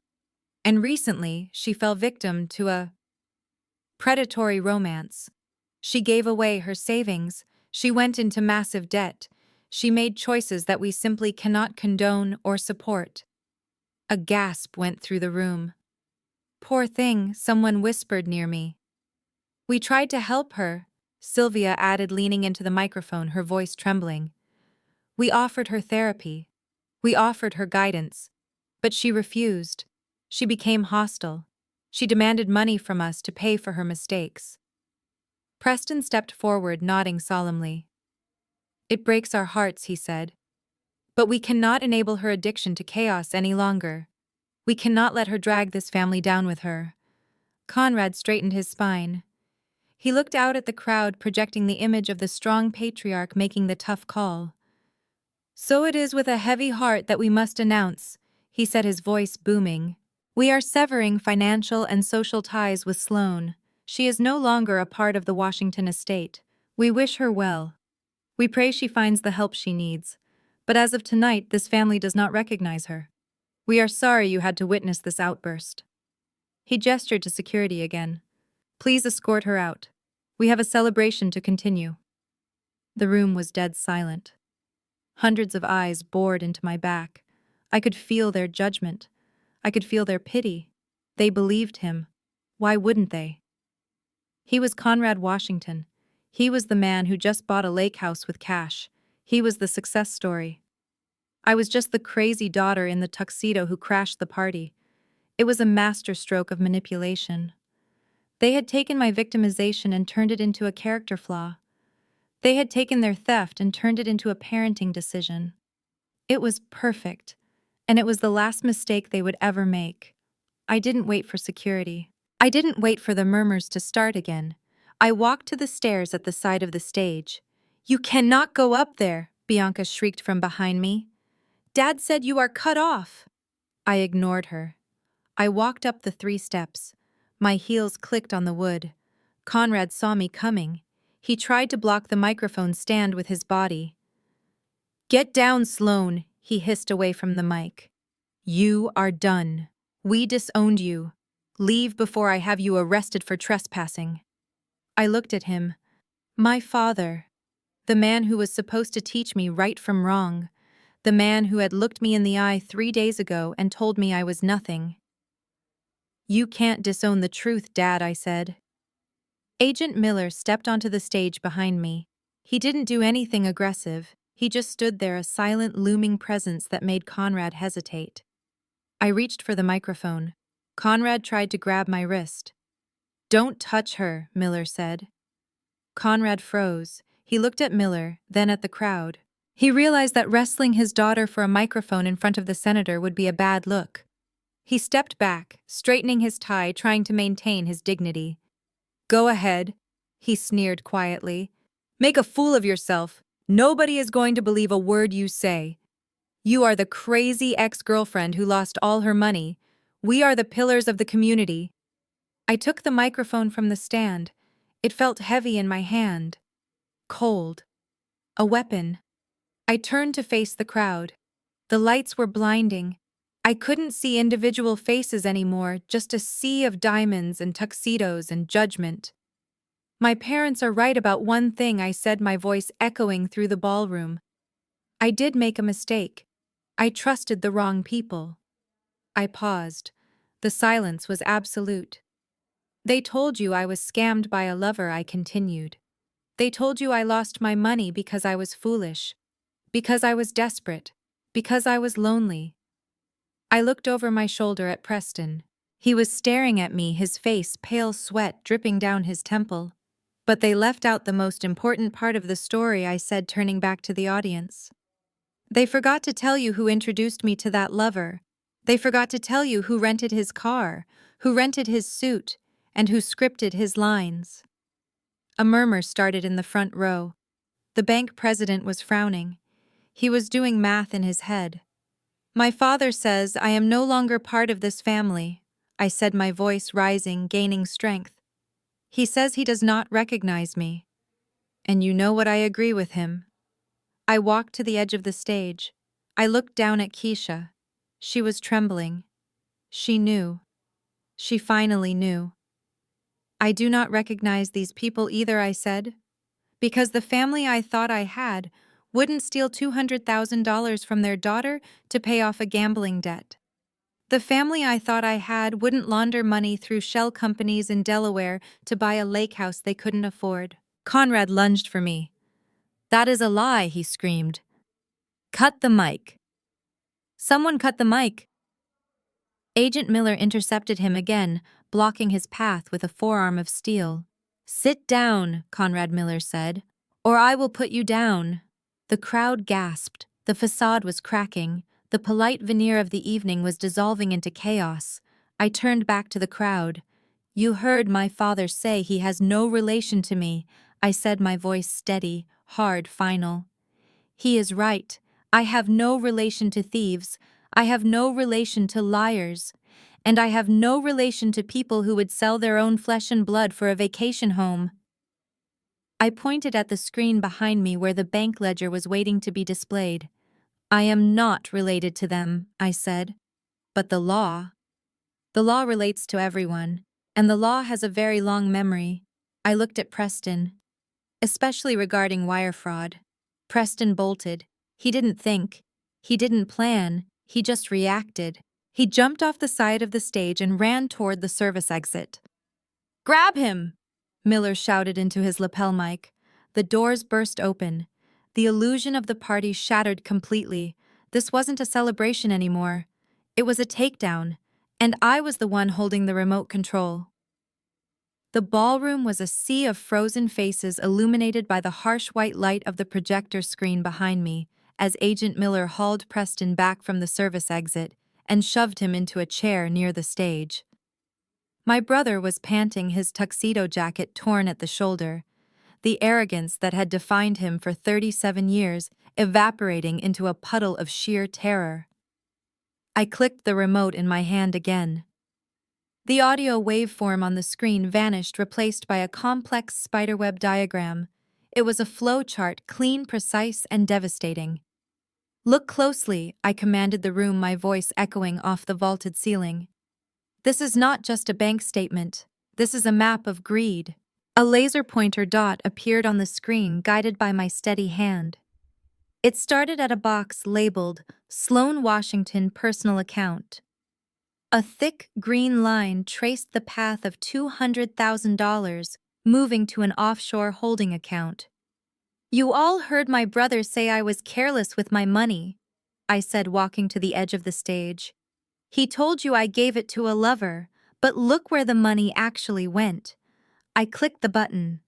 The green line on the screen split into 3 smaller streams.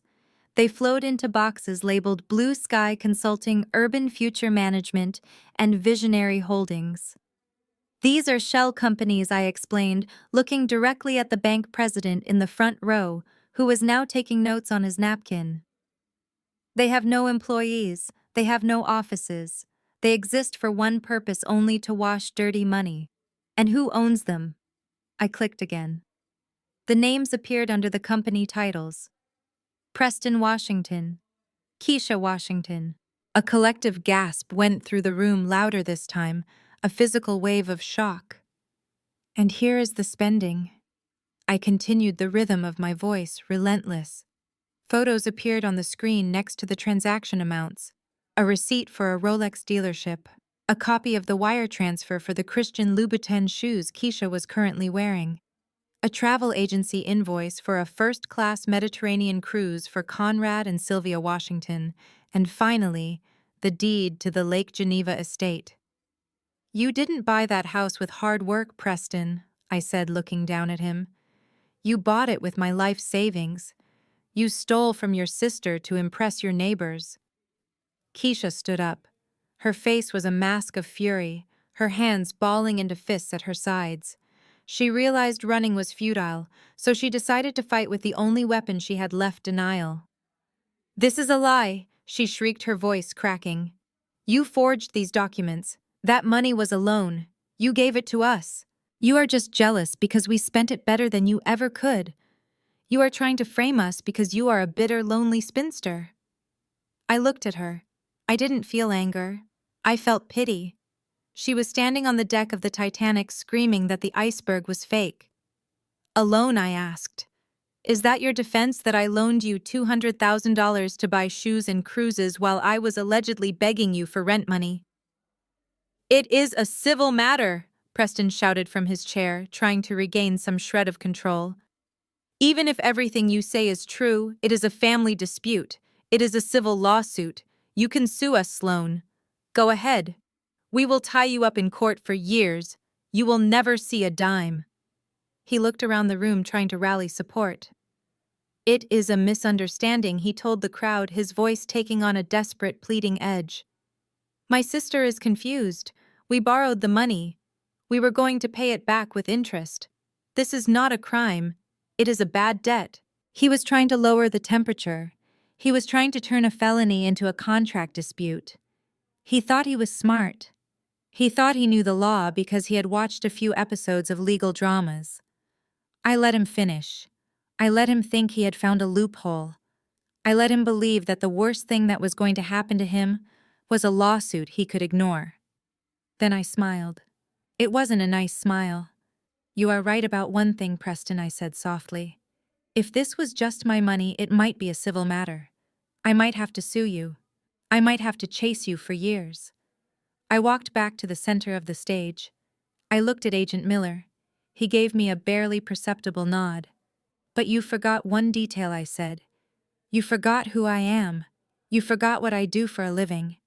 I clicked the remote one last time. The screen went black. Then a single image appeared. It wasn't a bank statement. It wasn't a receipt. It was a scan of a $20 bill. But not just any bill. The serial number was highlighted in neon red. Next to it was a government seal, the seal of the Federal Bureau of Investigation. The room went deadly quiet. Even the air conditioning seemed to stop humming. "You see," I said, my voice dropping to a whisper that carried to every corner of the room. "You guys thought I was just an auditor for a bank. You didn't know that for the last 2 years I have been a contracted forensic accountant for the FBI's Financial Crimes Division." Keisha stopped breathing. I saw her chest freeze. "And that account you drained?" I continued, looking directly at her. "The one you thought was my nest egg. That wasn't my savings. That wasn't my retirement. I moved my personal assets to a blind trust 6 months ago when you started pressuring me to date Liam." I pointed at the screen. "That $200,000 was federal bait money." Preston's mouth fell open. His glass of scotch, which he had somehow managed to hold onto through the chaos, slipped from his fingers. It hit the floor with a shatter that sounded like a gunshot. The amber liquid pooled around his expensive shoes, soaking into the carpet. But he didn't move. He couldn't move.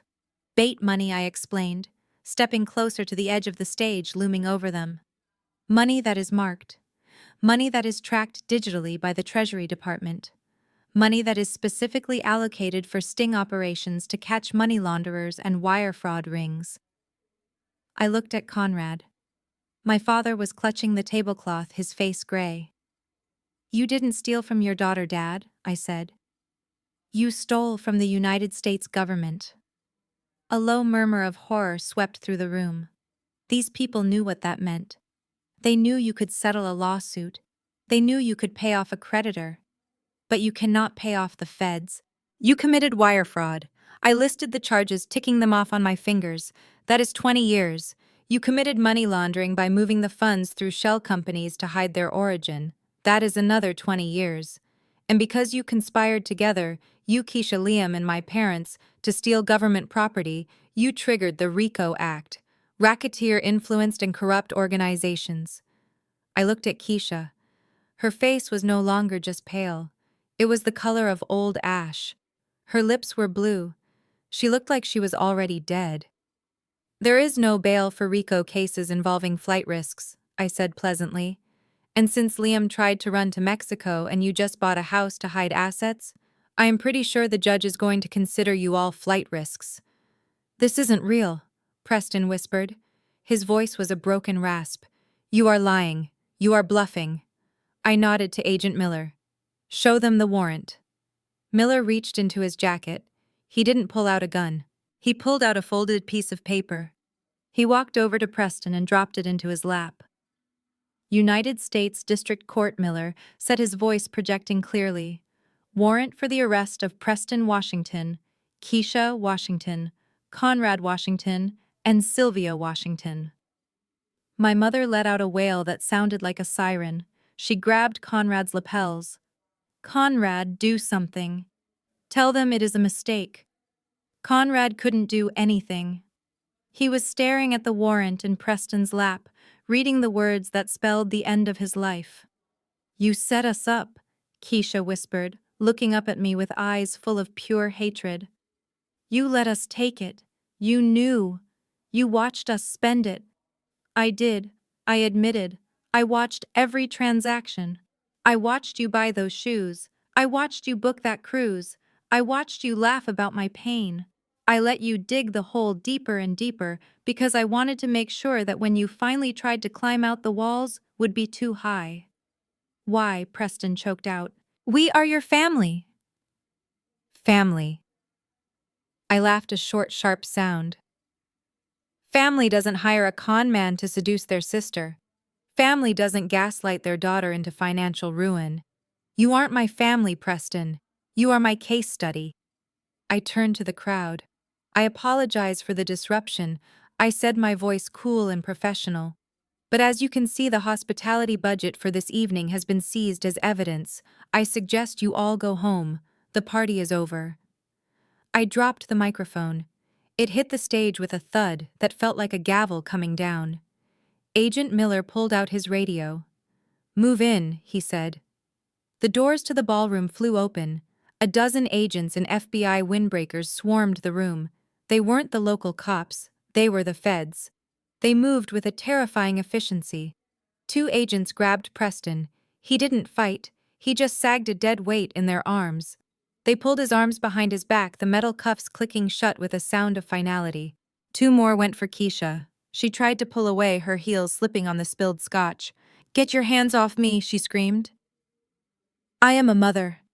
I have rights. You have the right to remain silent, an agent said, spinning her around and snapping the cuffs on her wrists.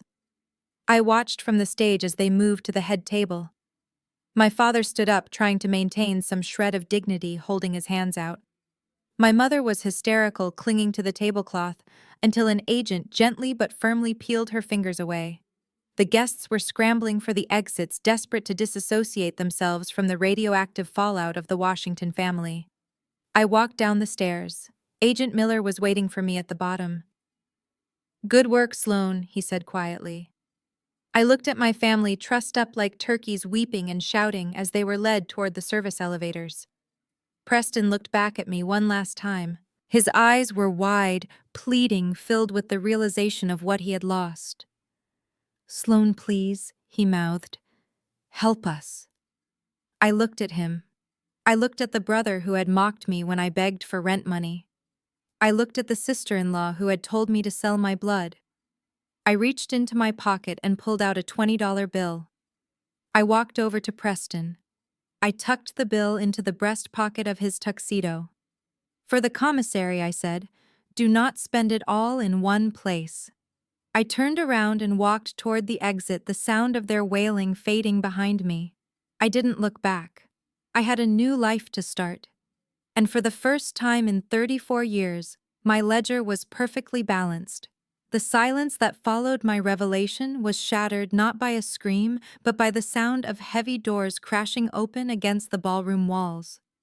The man standing next to me, the man my family thought was just a quiet colleague named Grant, reached into his jacket pocket.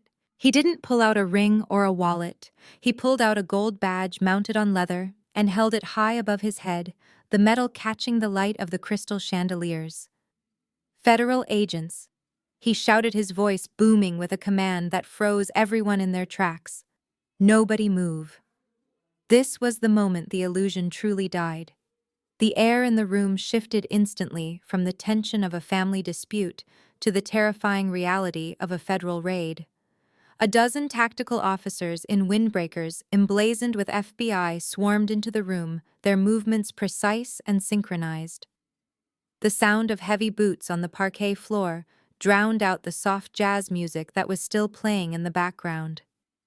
The guests, the elite of Chicago society, scrambled back from the tables, overturning chairs and dropping champagne flutes in their haste to distance themselves from the head table. Preston, who had been halfway to the service exit, was intercepted by two agents before he could even touch the door handle.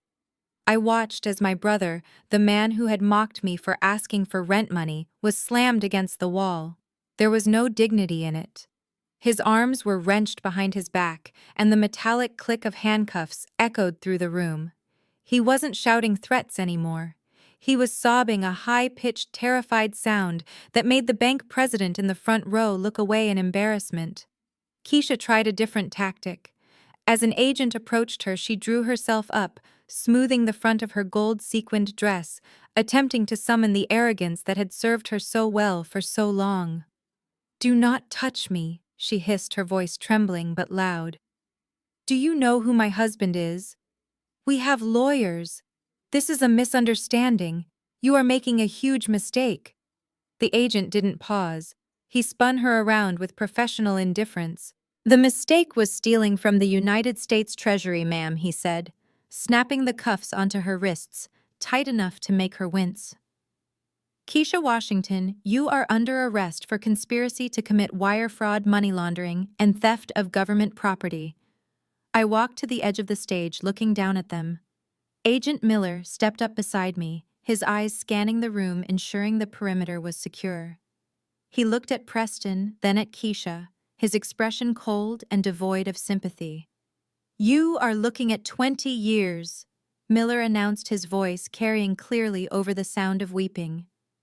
"Federal sentencing guidelines for theft of bait money are unforgiving. And because you used interstate wires to move the funds through shell companies in Delaware, we are adding aggravated identity theft to the charge sheet. That is a mandatory minimum sentence. It runs consecutive, not concurrent." He paused, letting the weight of the numbers sink in. "And do not bother calling your bail bondsman," Miller added. "Given the flight risk established by your associate Liam's attempt to flee to Mexico, and the fact that you just purchased a secondary property to hide assets, the district attorney has already signed off on a remand order. No bail. You are going straight to federal detention until trial. No bail." The words hit the room like a physical blow. Keisha's legs gave out. She slumped against the agent holding her, her expensive shoes scraping uselessly against the floor. She looked up at me, her eyes wide with a horror that was finally, satisfyingly real. She realized there was no talking her way out of this. There was no manager to speak to. There was no one to manipulate. My parents, Conrad and Sylvia, stood amidst the wreckage of their anniversary party, looking like ghosts. They weren't in cuffs yet, but they knew their lives were over. The seizure notices for their assets would be posted on their front door by morning. Their reputation was incinerated. They watched their golden son being dragged away, and then slowly they turned their eyes to me. For a moment I thought they might scream. I thought they might curse me. But they did something worse. They tried to play the only card they had left. They tried to play the parents. "Sloan?" My mother wailed, reaching out a hand toward the stage. Her face was a mask of tragic suffering. "Sloan, please, tell them to stop. He is your brother. We are your family. How can you let them do this?" My father joined in, his voice cracking. "We made a mistake, Sloan. We were desperate. We were going to pay it back. You know we would never hurt you intentionally. Please talk to this man. Tell him it was a family dispute. We can fix this. We can be a family again." I looked at them. I looked at the woman who had faked a heart condition to guilt me into dating a con artist. I looked at the man who had told a room full of strangers I was dead to him just 10 minutes ago. They weren't crying for me. They were crying for themselves. They were crying because the consequences had finally arrived. I stepped down the stairs of the stage, my heels clicking rhythmically on the wood. I walked up to them, stopping just out of reach. I didn't feel sad. I didn't feel angry. I felt light. "You are right, Mom," I said, my voice calm and steady. "You told me for months that I was incomplete. You told me I needed someone special in my life to take care of me. You said I needed a partner who was strong, authoritative, someone who could handle my complications." I gestured to Agent Miller, who was currently reading Preston his Miranda rights. "Well, I took your advice," I continued. "I found someone. He is very powerful. He is very thorough. And he is going to be in your lives for a very long time."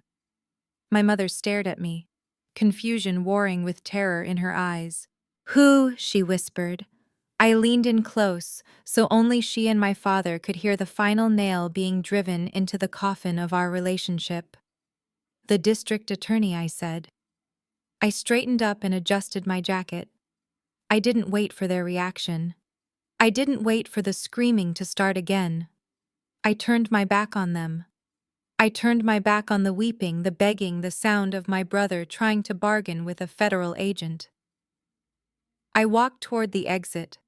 The guests parted from me like the Red Sea, their faces a mixture of awe and fear. They saw the woman in the tuxedo not as the victim, but as the executioner. As I reached the double doors, my phone buzzed in my pocket. I pulled it out. It was a notification from the bureau. My consulting contract had been renewed. A bonus had been authorized for the successful recovery of federal assets and the dismantling of a money laundering ring. I pushed through the doors and walked out into the cool Chicago night. The air tasted clean. Behind me, the sirens wailed a chaotic symphony that sounded like justice. I didn't look back at the hotel. I didn't look back at the family that had tried to break me. I walked down the street alone, but for the first time in my life, not lonely. I had my name, I had my integrity, and I had a balance sheet that was perfectly beautifully clear. I hailed a cab, and as I slid into the back seat, I allowed myself one small, cold smile. The family reunion was over, and I had won. Here is the lesson learned from Sloane's story. Sloane's harrowing experience teaches us a profound lesson about self-worth and the dangerous fallacy that blood is thicker than water. For years, Sloane internalized her family's disdain, believing her value was tied to her relationship status rather than her character or professional accomplishments. This insecurity created a blind spot that her family ruthlessly exploited.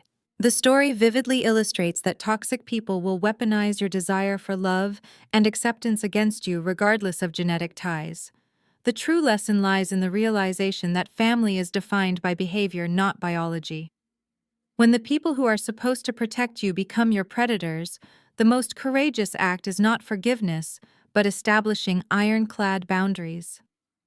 Sloane's journey empowers us to embrace our strengths, in her case, her analytical mind and skepticism, rather than diminishing them to fit someone else's mold. It teaches us that we must trust our instincts when red flags appear, rather than allowing others to gaslight us into silence to keep the peace. Furthermore, Sloane's calculated response demonstrates that justice requires patience and precision. Instead of reacting with immediate chaotic emotion, she gathered facts proving that truth is the ultimate weapon against manipulation. Her victory reminds us that we are the architects of our own lives.